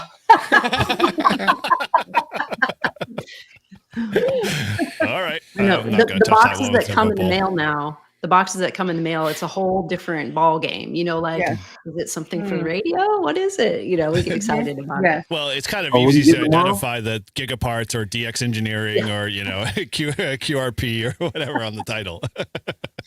Got a dead giveaway. Tomorrow we definitely feel like 100 amp hour battery coming in, so we're pretty excited about 23-pound battery. I'm not, but it's okay. That's pretty light. It will work. It'll be fine. Cool. Which well, now I'm curious, which 100 amp hour battery did you end up going with? We got the watt cycle with Bluetooth. Very cool. Good battery. Nice.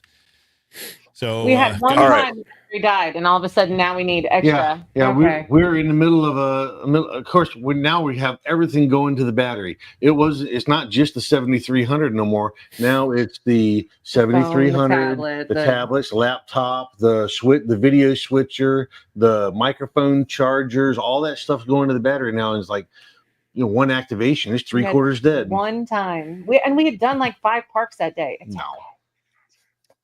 All right, so I got a question. We'll start with Mike and Becky, but so now that you guys are doing this together, right? What is your favorite part about going to a park together? Because there's gonna be like one aspect of it that's better than the rest, right? And maybe it's the radio, maybe it's spending some quiet time in nature, but what is it for you? So I think that definitely the appeal of going out and doing something, like we regularly will say once we're out there, like, oh, this is beautiful. Like, I'm so glad that we got out and did this. Like, if it weren't for radio, we might be inclined to just, still be inside.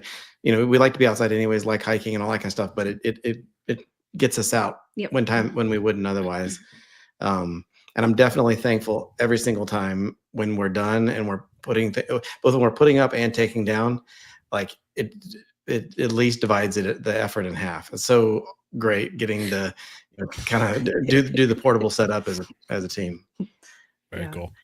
Okay. Yeah, I think definitely the adventure of just, like he said, it's kind of that poke of, hey, we should go play radio today and let's go find a new place to adventure. And, we have 2 backpacks and that's all we take with us. It has 2 little chairs, a table, a radio, battery, headset, gear, everything.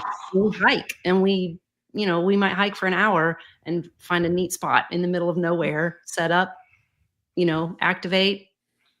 It's great. Pack it all up. Nice. Yeah. That is definitely have a feel to it that it makes it so peaceful, but at the same time so awesome, and so, unique. So yeah, I can resonate with that for sure. Yeah, for us, we really, for me anyways, I'm not sure about her, but for me, when we're firing on all cylinders during a live stream, and when we're just meshing, like we start saying the same things at the same time and the same inflection, and we like work as one. Yeah, she got her own call sign. I got my own call sign. She's working on logging. I'm working on, the live stream part. But when we're meshing together, it's like, wow, we did that at the same time again, It's funny to go back and watch it because I don't catch it all the time because I'm so busy. My favorite part used to be, it's a really tough call because I used to love my first love is to go and find new places, learn the history behind the plantation or learn the history behind the ruins that's here. And battlefield and what Sugar happened mills. here. Sugar mills are one of my That's favorites. fun. So, but and Florida's littered with them. So that is finding new places, these little tiny parks that are treasures. But I gotta say, like, I get a little antsy. I'm like, are we ready to play radio? Are we ready to play radio? Because I want to say hi to my friends. We have such a big following. I like pileups of regulars. I'm watching our comments and stuff of all the people that we talk to on every time we go out. Mm-hmm. It's the same awesome people that we have. They're great about Teddy and Hippolito, and I see Josh, I see Jacob, and all those guys that are they're just very regular guys. They're for awesome. us that get us. Toby. Toby's a machine. She is an animal about getting these POTA parks, and we just love getting our regulars in there. They're almost like family after a while. Yeah. We asked Teddy, Teddy, what's for dinner? Yeah, because Teddy's an amazing cook. Yeah. And he always makes sure to tell me what he's cooking. He cooked chili the other day just because Mark said. It's true. Chili and cornbread. I'm ready to go to Tennessee. Facebook helps with a lot of that though too. It's like a community. Yeah. It's fun. That is very cool. Okay, so I've got a question. You got anything more you want to throw in there, Paul? I got a couple of more. before we get into Yeah, no, we're going to do go a ahead. little bit of a lightning round in a bit. But my last question, I guess, it kind of came from Chris, and Chris brought up, he wishes his wife could do radio, and he loves that you guys do radio. So it kind of inspired the question. It's like, so from Becky and Julie, what would you recommend to other wives and other spouses that would be like, hey, how did you get involved? What can you give them for tips or tricks to, if they want to make the leap, but they don't want to seem too weird about it or whatever, what would you, couple of things you'd recommend for them to, kind of direct them in that way? Or maybe, Vaughn and Mike, you can, suggest, how can you get your spouse involved? Any suggestions? You can start with Becky and Mike. Either one.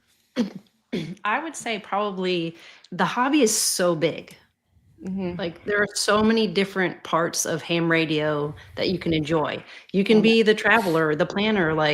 If you enjoy going to a park, you can hey, let's go on vacation. Okay, try to pick a place that has this, and plan where you're going to adventure the next time, or maybe just help one time, hey, can you write this down for me? Just get involved a little bit.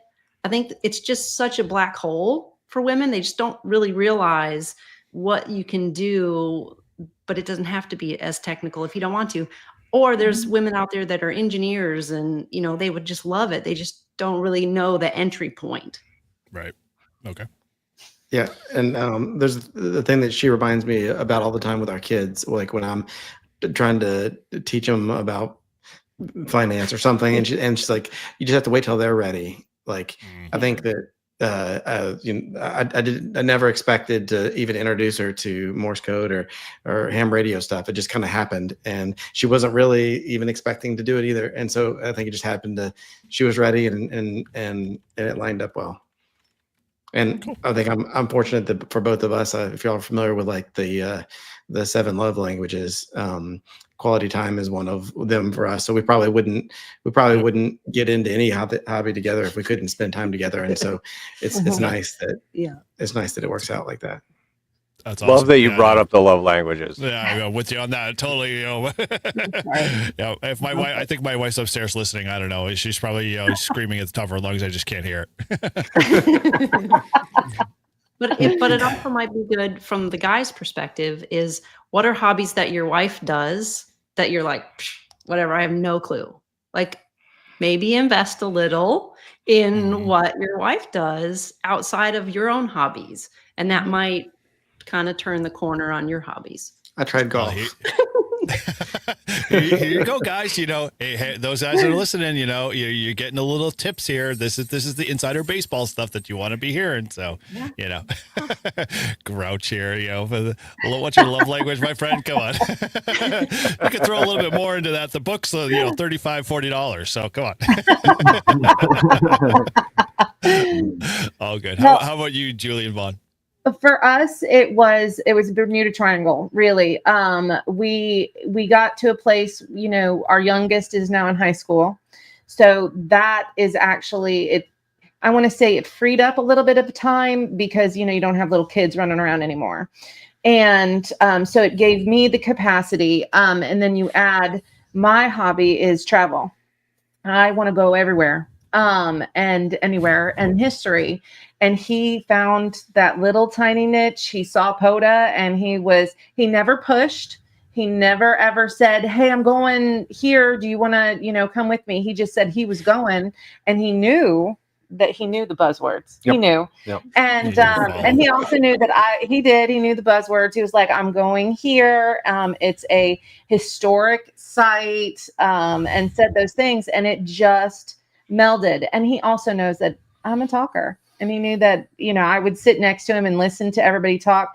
And he's been doing radio a long time, SSB, and so it was natural. And like I said, I have no sense whatsoever, so I would just interrupt him and be like, "Hey, don't they have good beignets in Louisiana?" Yeah, they do. They do. And I have no sense whatsoever as far as decorum goes. And apparently somebody liked it. I don't know. That's just who I am, though. Exactly. Well, I'm the control operator because I'm the one with the license, but she's always got the radio. So it's like, That could change on you, Vaughn. That could change on you. It's true. I always threaten once I get my general, he's just never going to talk. Although we've had that conversation, and I don't know that he would be able to do all of the things that I do. Because when I work 10 meters, I still log. Like he doesn't log. And so I'll work and then I'll log. And that makes it a little, I feel like the content is maybe a little less comical because I'm a little busier. Yeah. Yeah. When she's doing a double operator that's got 3 parks, and she's got the first operator with their 3 parks and the second operator with their 3 parks. And I'm passing her the mic and she's like, oh, you need to talk to them for a minute. So you guys need to invest in a Y splitter for your radio. Uh-huh. So therefore she has her own mic, you have your own mic, and then when you pass the mic, it's just a matter of a press of a button. So make things a little simpler. we were at Melbourne Ham Fest, and Paradan has a 2 headset, 2 foot pedal setup, and we love it. But it just doesn't work with the streaming. Also, we have to figure out how to do the streaming. It's going to take some line fine tuning input and get the Paradan headset to go all work out together. But we have that in the works. Fine tuning for that. I can give you a few tips on that. So Okay. We'll talk after. All right. Just take that DJI mic and stick it in your headset, and you'll be fine. I did that when I went to go activate W1AW. I put it right in my headset because that was the only way it was going to work. So it feels really weird to have a little DJI mic sitting in your ear, but hey, it worked. We were on the big roads, so we got the big road set, and they work really well. They're good mics. Yep. People ask us all the time, what are those white things? I'm like, they're mics. I try to answer as they're, coming across, but they're, they work really well. I don't know anything about that kind of stuff. That's me. I'm hardware, she's software, and it just works. I don't think he even remembers how to log into POTA anymore. Yeah, there is. Cool. So let's do a little segue here. We got a little bit of a fun thing here that we're gonna do. So I'm gonna kick this off here.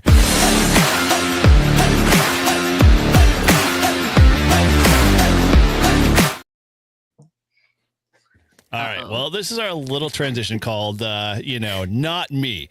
So, I'm going to ask you guys a series of questions, and you're going to need to confidently decide who is more likely to do what I've kind of posed. So, to answer, all you're going to do is, call out the name of your partner. So if it's you, you say your name. If it's, your partner's name, then say, partner's name. And, if, again, the question applies to you. So we're going to go, I got a couple of 14 questions to kind of do a quick speed round here. So if you guys are ready, we'll kick it off. Okay. Ready. Let's do it. All right. So we'll start just in terms of order. So we'll start with Mike and Becky there, and then we'll dive right into Julie and Vaughn. So, all right, first question of tonight is, so who's the gear collector? Gear. Tough. It depends on what kind of. If you're talking about keys, ham radio gear, or hiking gear, whatever. Everything you guys kind of do. Definitely him. Okay. Okay. Yeah, overall Mike, gear, me. Yes. Okay. Who's the key collector? Yeah, Julie. Yeah. For sure. Julie, I need a Vaughn? pink one, right? This is as close as I could get. Oh, see, that's awesome. Send me one. There I'll is start a doing it new for key you. out there. If you go to K Murder's website, he did a review on a key from a guy. I can't think of the name of the key at the moment, but it's customizable Modern Morse. down to color. Thank you. Modern Morse is doing a customizable key, with face plates and all of the accoutrement in there that you can color code, and make it your key. I need some purple keys. There you go. And Aaron's a really good guy. He'll take care of you. Yep, definitely, totally. All right, so next question. Easy question. Okay, so who makes the most contacts? It's me. Oh, Vaughn. Wow. Okay. All right. Well, we've got Okay. the general now, so Yeah, technically, but I'll general. talk to them all. Yeah, the general, Oh, but- all the general frequencies are open pretty much all day long. We can get general contacts. 10 meters closes, and it's on or off like 6 or whatever. And so it's normally me that's get the pile ups. I mean, I work Okay. them, but you work them. She's still Passing the mic. Gotta fix that problem there. All right. Next question is, who carries the most gear to an activation? Any gear. Doesn't really matter if ham radio or not. Oh, wow. Jim, man, those fingers pointing everywhere. Julie's the one. She's the pack. Wow. Okay. Vaughn, do you carry anything at all? I actually do. I normally carry the tripod and the big stuff. We have a roll around. We got a roll around toolbox that we use for on all wheels. Gear. Okay. Yeah. So Julie's carrying stuff, but you're pulling stuff. Okay. Yeah, I see where that one goes. Yeah. All right, cool. Well, now we know how it really plays out. Who's the roadie and who's the superstar? We know in that scenario. All right. So with that, who is going to get their upgrade first? Because I know all you guys are generals, or Julie's technician. I'm gonna get my upgrade first. Yeah. Before you get your okay. extra. You know, you are on live stream here, so in essence, we will hold you to it in a court of ham law. It's. I think we'll probably, if we do it, we'd probably do it together. We probably study and do it together. That's the same. We're both generals when, now, so. Like you take the test together, or you'll just like study to the point and then take the test, and then take it at the same time. Okay. Yeah. All right. Okay. We'll both. Right. Same thing for us when we get our extra. I don't know, Julie. So Becky's been kind of like, hey, she's she moves that bar a little bit more and more. So I know it'd be interesting to see how that plays. So Eric, I'm just gonna step in here. I said I'm gonna get the upgrade before. Yeah, you've heard it here, guys. When we stop doing something with extra with Todd, then he's gotten his upgrade. So we just keep paying attention to the live stream or the regular show. I'm just gonna get it and not tell him. You might as well, dude. At this point, I'll be watching it. See, put it this way. I know Paul's got access to the FCC database, so he'll be paying attention to it more than I will. Yeah. All right. Okay. So here's the next question. Who is always trying to improve the portable setup? Ah, interesting. Okay. Probably me. All right. Nice. Okay. Interesting.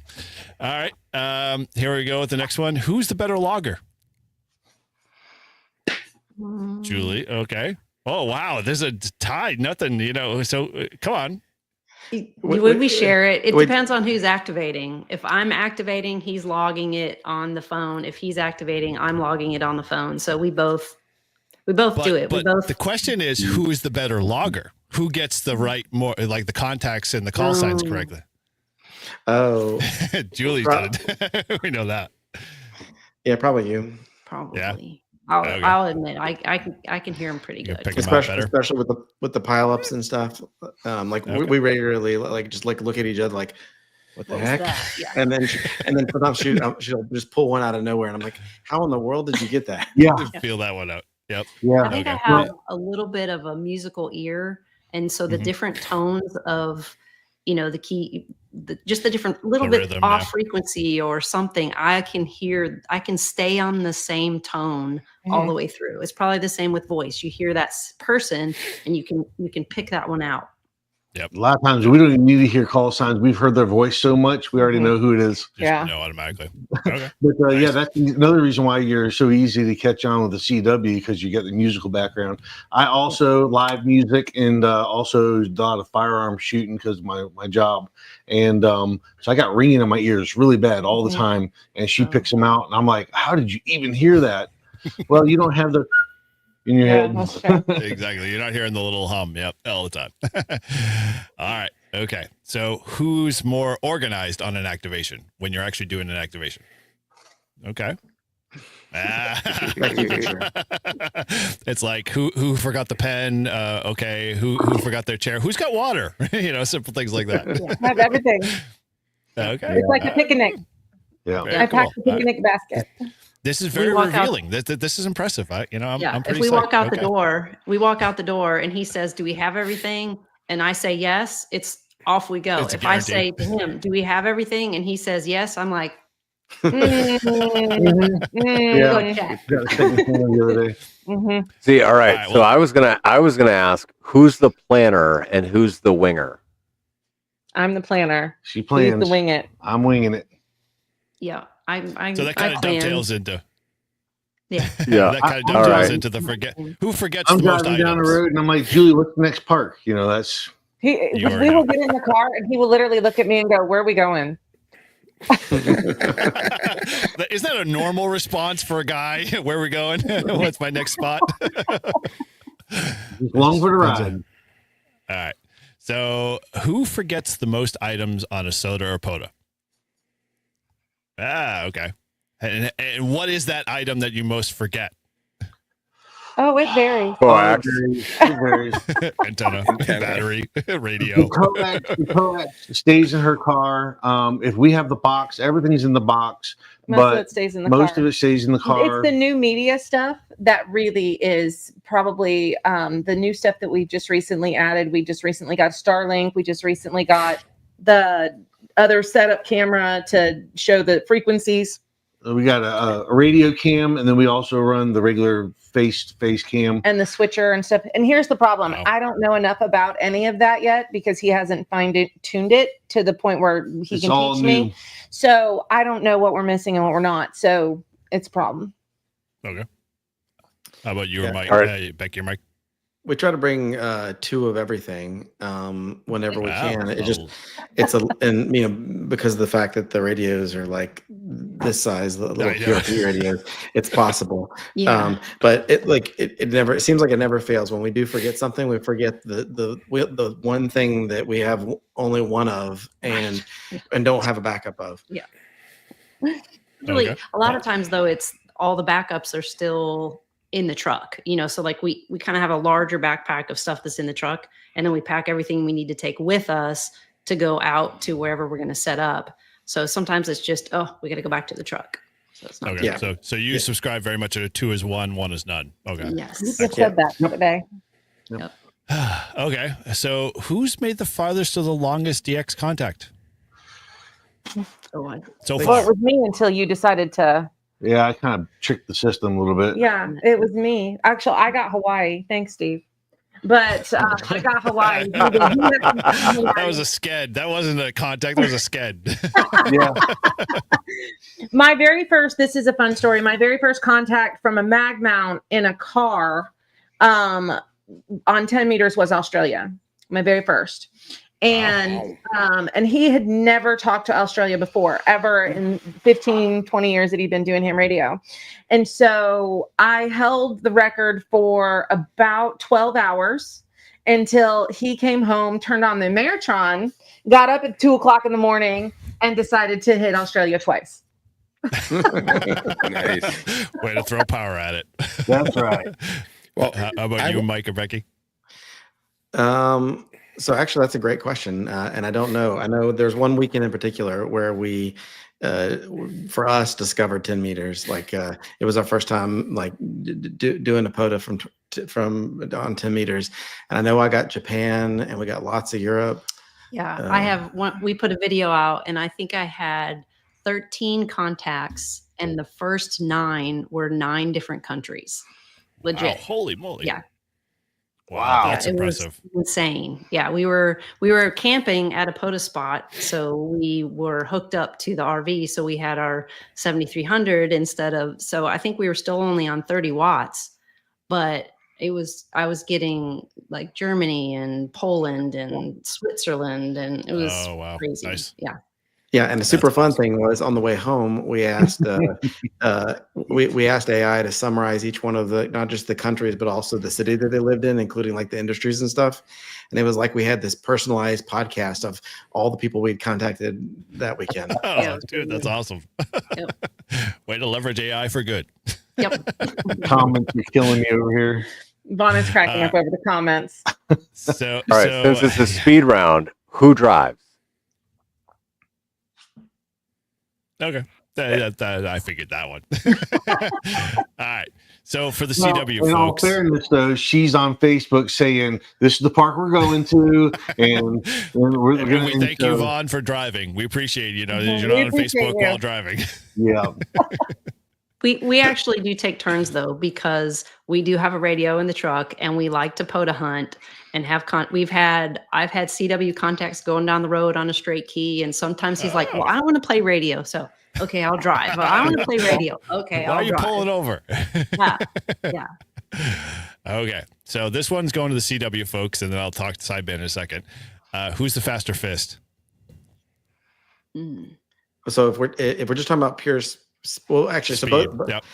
So both of us are just philosophically more about like making good contacts than just going after speed. So we don't, but like just in terms of like using, if I'm using a paddle, I'm faster. Yeah, for sure. But she's almost all straight key, and she can go a little bit faster than me with a straight key. Wow. How many on a straight key? How many words per minute? If I'm relaxed and just sending, Focused. probably about 18 words a minute. Okay.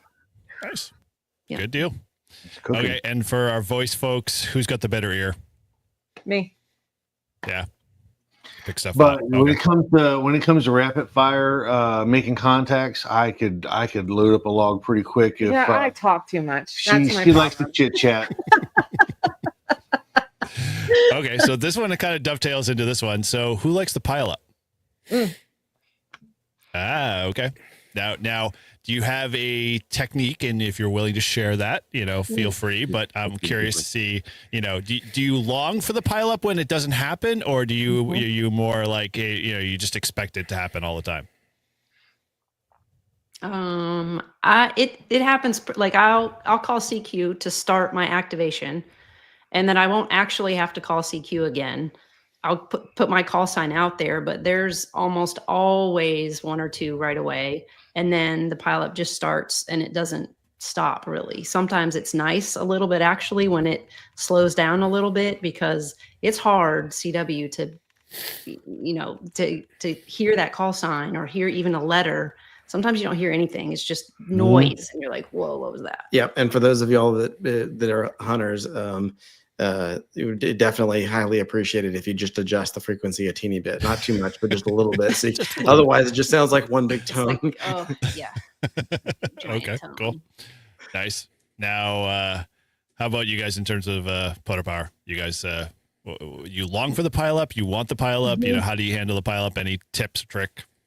It's occasionally nice to get a steady stream, but I love a good solid couple 10-15 minute pileups in between. And we run it like a net. Yep, we run it like a net. So we'll take 5 or 6 or 7 calls. I've taken up to 10 before. We work one at a time, and then we take another QRZ, and we'll take another 5 or 10. Mm-hmm. So we run it like a net. And we try to, the ones that we hear, we're like, okay, so listen, we've got KA, we've got N4, we've got, Nancy, we do it phonetically, but, right. We tell them who we've got and who we've pulled so that they stay. Yeah, sometimes we'll have a pile up and we'll pull 5 names out of that pile up, and then I'll run down and say, okay, we got this one, this one, this one, this one, this one, this one, this one. Hang and out. You're first, and we'll just work down the log again. Mm-hmm. So that's what's so nice about having her logging, and I can't hear nothing anyways. So she's literally I do it on paper and writing then them all down. She writes them down as fast as she can, and then as I'm talking to them, she's logging them into World Radio League. That's the logging software we use and promote, and so we use that. So that way I can say, "Hey, Teddy, it's good to get you in the logbook again. It's been 2 whole weeks. You doing all right?" It's never been 2 weeks since we talked to Teddy. Right. We talk to Teddy every third day. But nonetheless, like we can actually use the logging software also to be able to become more personable with them. Yeah. Because we can say, Teddy, it's been 3 days. 48 hours. What you been up to since last park? Whatever. Yeah, so, and then nice. I pass the mic to her, and then she's already got that information too. Cool. All right. Now this one is in reference to Todd, because if you've listened to Live Free and Ham for a while, he can never say no to anybody when it comes to ending an activation. Oh. When you end an activation, are you able, who's the person who's able to actually make the last call and then stop the activtivation? Turn it off. Not me. I think we're both terrible at it. It was horrible. So we both Honesty's feel okay. really bad. Honesty's good. We'll be freezing and there's like 100 logical reasons why we should go ahead and end, but we're like, but there's still somebody else out there. But what if someone's waiting and they're not sure it's us? I should just call one more time, and then if no one answers, then we can stop. Do you understand your radio has an AF knob? You can turn that down. But it goes away. But anyway, that's just a suggestion. And then we have an ongoing joke where we're like, when the weather's good and everything's great, whoever's activating will be like, all right, last one. And And then, you're like, okay, and one then more. 15 later, all right, last one. Yeah. Last Sorry, call. this way. Yeah. The Yeah. other So, way. Yeah, Yeah. whatever. Yeah. Video Yeah. redirected right. Yeah. Todd is infamous. Todd is Yeah. infamous Well, to like, yeah, we got what? a couple more, Yeah. couple more. One more. No. And then Eric would just unplug the radio. Like, I'll just unplug that's it. the antenna because I'm tired. I'd be like, what? Like, we still had a Yeah, pile up. me, We still had, I'll hit the power button. She's like, but there's like three Yeah, more people calling. No, here's my problem. It's got to be an even number. It's got to be 60, 70, 80. If you get the extra 2, we got to get 8 more. Yep. I'm done. So- It has so- to be a nice so- number. And the Rangers are like, hey, we'd like to close the gate. I'm Can like, y'all I get just out? need 6 more. It's fine. Just be. I So will here's be a just tip. second. So when they're live streaming, folks, you're online, you're in the chat. When they're live streaming, wait till the very end when they make last call, and then just keep going and going and going. The Rangers gonna be like, dude, you got to go. Sorry, Yeah, we'll we lock have you to in. work tomorrow morning. Yeah, he has told me that several times. He's like, we got to work. I'm like, I need 2 more, otherwise we're going to be stuck. I can't put She will, 87 in. Yeah, she will not submit a log with 87. It's got to be 90. I don't like to. All right. And then so the last, which I'm sure it doesn't happen to you guys, but I'm going to ask. The last question is, have you ever walked away from an activation, a failed activation? Mm-hmm. Mm-hmm. Good. We have. Okay.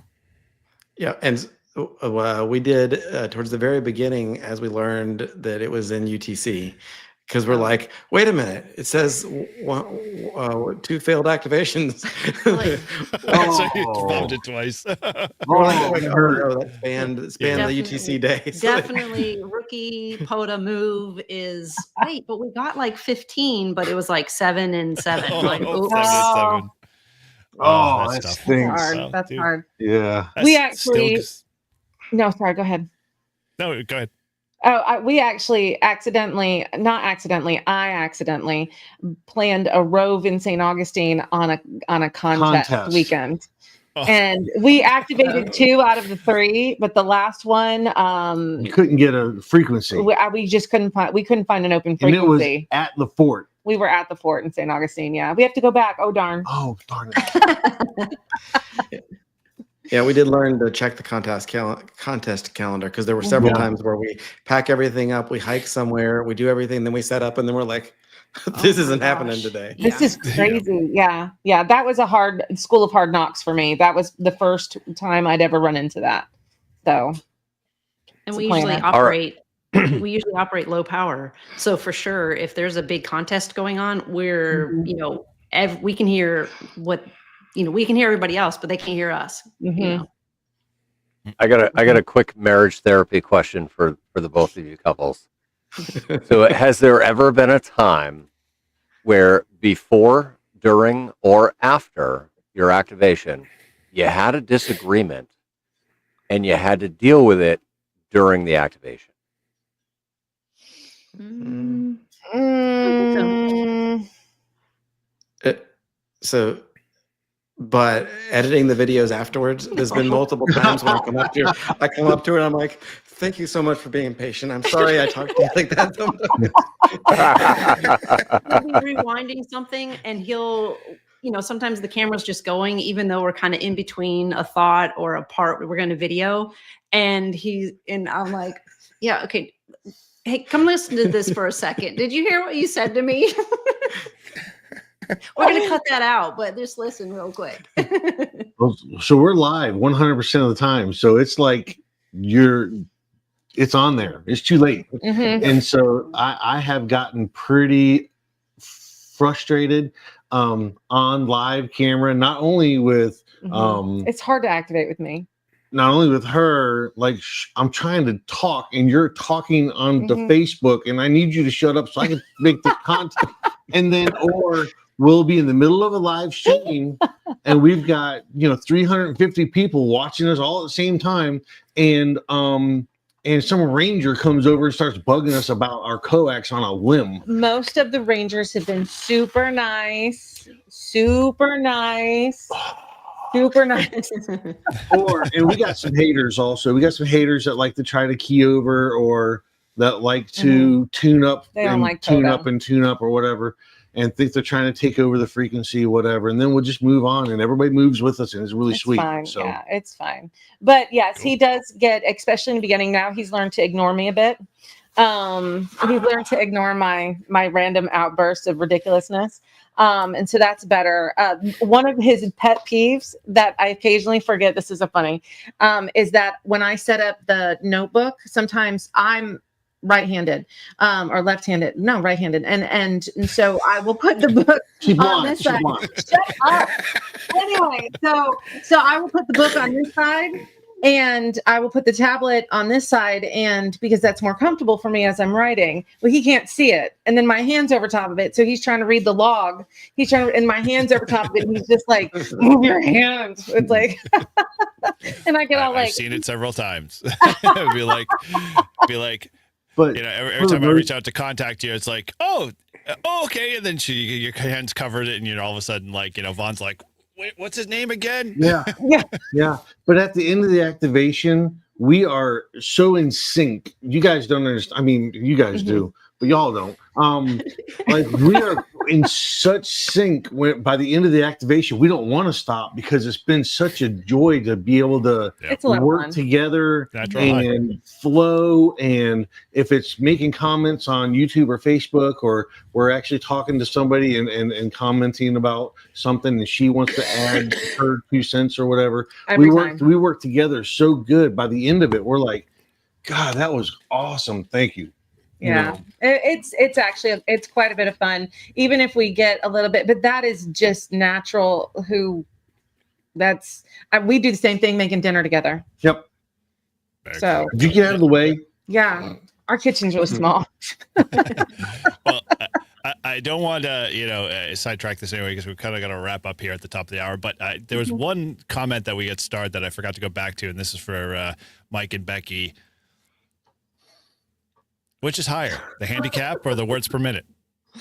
Oh, let's see. On the straight key, my handicap is higher, and then if I'm on a paddle, it's about the same. Okay. So my handicap's And about what's the golf 20-something. handicap? And golf handicap's about a 23. Okay. All right. Nice. Not too bad. Pretty close. All right. Well, we've solved that one. All right. So, let's kind of wrap up here a little bit. So, starting with Mike and Becky, again, thank you guys, all you guys, for being on tonight. It's been a blast. It's been super encouraging, obviously, for me, myself, and I'm sure the guys express the same sentiment, is that, just to see couples in ham radio having fun, and doing, what they love to do and doing it together is just always really cool. And just, makes that, experience for others that, might want to try it in the future. So with that, how can, what's going on with your channel in the future? How can people reach out to you? And, quick, summary on that one. So Mike and Becky. So overall, we're on a mission to we're having a ton of fun with CW Morse code, and we want to share the fun. So we're on a mission to get as many people who are interested to give it a go. And if there's any way we can help out, we would love to. We have a video coming out really soon that I mentioned earlier on how to learn Morse code. That's been a hard one to kind of put together because we want to make sure that we get it right. Yep. And we try to, we know that it's really, she got her start in amateur radio because of the fact that Ed and Chantel and our channel and doing Morse code practice on theirs. So we also try to do our POTA videos as often as we can, because we know that we really appreciate others who've done that for us so that we could use them for practice as well. Awesome. Cool. That's Okay. awesome. So, All right. Julie, Vaughn. what do we got coming up? What are we doing? We got Winterfield Day next weekend, Mhm. and we're going to be in the park for Winterfield Day.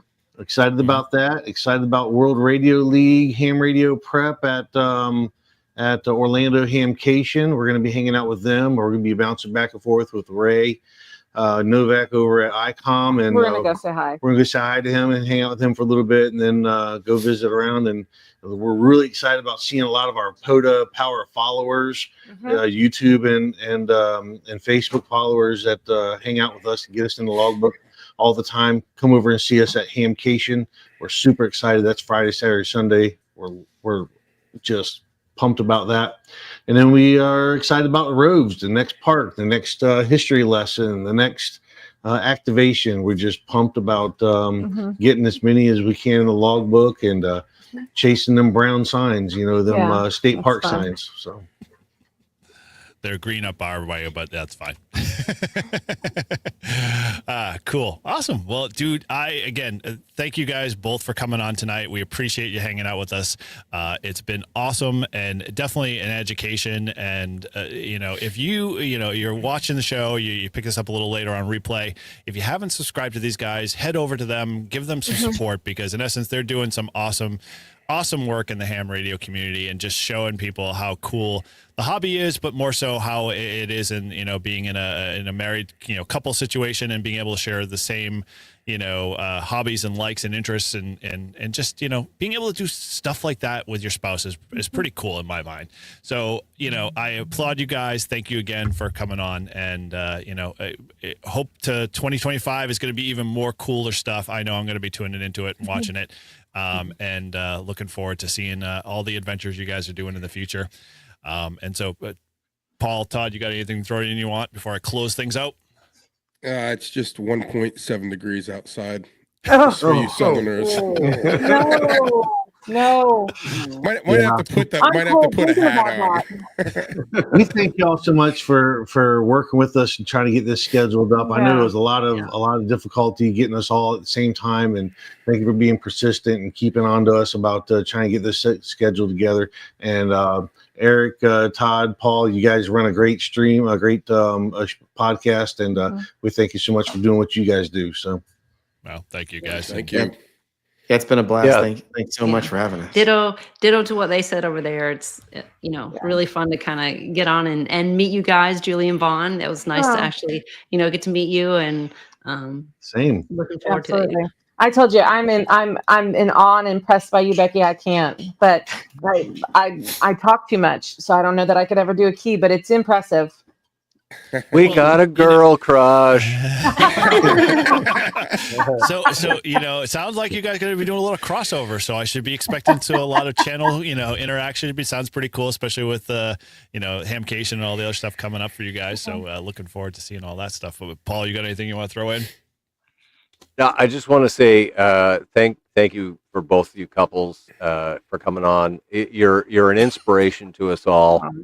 And obviously now I have to really ramp up my CW skills so that I can get the ham radio duo in the log, because I've already got Julie and Vaughn. They hunted me when I was in Rhode Island on the beach. Yeah. And then I got you guys when I was hunting from home the week after, and you guys were out. And so it was great to get the back and forth. Yeah. And I actually mentioned on one of our podcasts because Vaughn had said, "Hey, I saw your skydiving video and it was amazing," and I was like, oh, "It's so great when people think that my videos are amazing. Like, this is awesome." Yeah. Anyways, I'm just super happy that you guys came on. Like I said, you're an inspiration to us all. So thank you for doing what you do and having fun doing it. Very cool. You said, Paul, you said you knew your call sign. So that's all you need. You can I'll pick it out. I'll get your call sign. Just send a signal report and a state, and we'll put you in the log. There you go. All right. I think I can manage it. There you go. Invitation. Done and done. Should be a video too. I want to see it. No pressure. If there's no video, then it didn't happen. That's just the way it goes. All right, cool. Well, again, it's been awesome tonight. So with that, if you haven't subscribed to Live Free and Ham, the question is what gives? Come on, join in, be part of the fun. Head over, come be subscribe to our podcast, subscribe to our YouTube channel, come in and hang out, have fun with us. But if you want to continue that fun, you can always head over to our Discord server. That link is in all of our show notes, as well as on our website. And you can head over to our website at livefreeandham.com, and all that information contact-wise for all of us hosts, as well as this live stream and a crap ton of other stuff is all over there. And as always, hey, you want to help support the show, you can do that by picking up some great merch there at livefreeandham.com/shop. And as always, we love to get feedback from you guys. So don't forget, You know, you got the phone number, you got the email address, you got the SMS link. What more do you need? As Todd keeps saying, it's like short of like carrier pigeon, which I don't know if we want to do that quite yet, but you know, we might have to get to that level if no one starts responding. But you know, you can find all of that stuff in our show notes as well as in the links below. And you know, we appreciate everybody who's been helping supporting us on the Patreon show on the Patreon side of things. So we love you, and you can always buy us a beer link. And those are all located in our show notes and on the website. And as always, if you want to reach any of our hosts, you can do that via livefreeandham.com.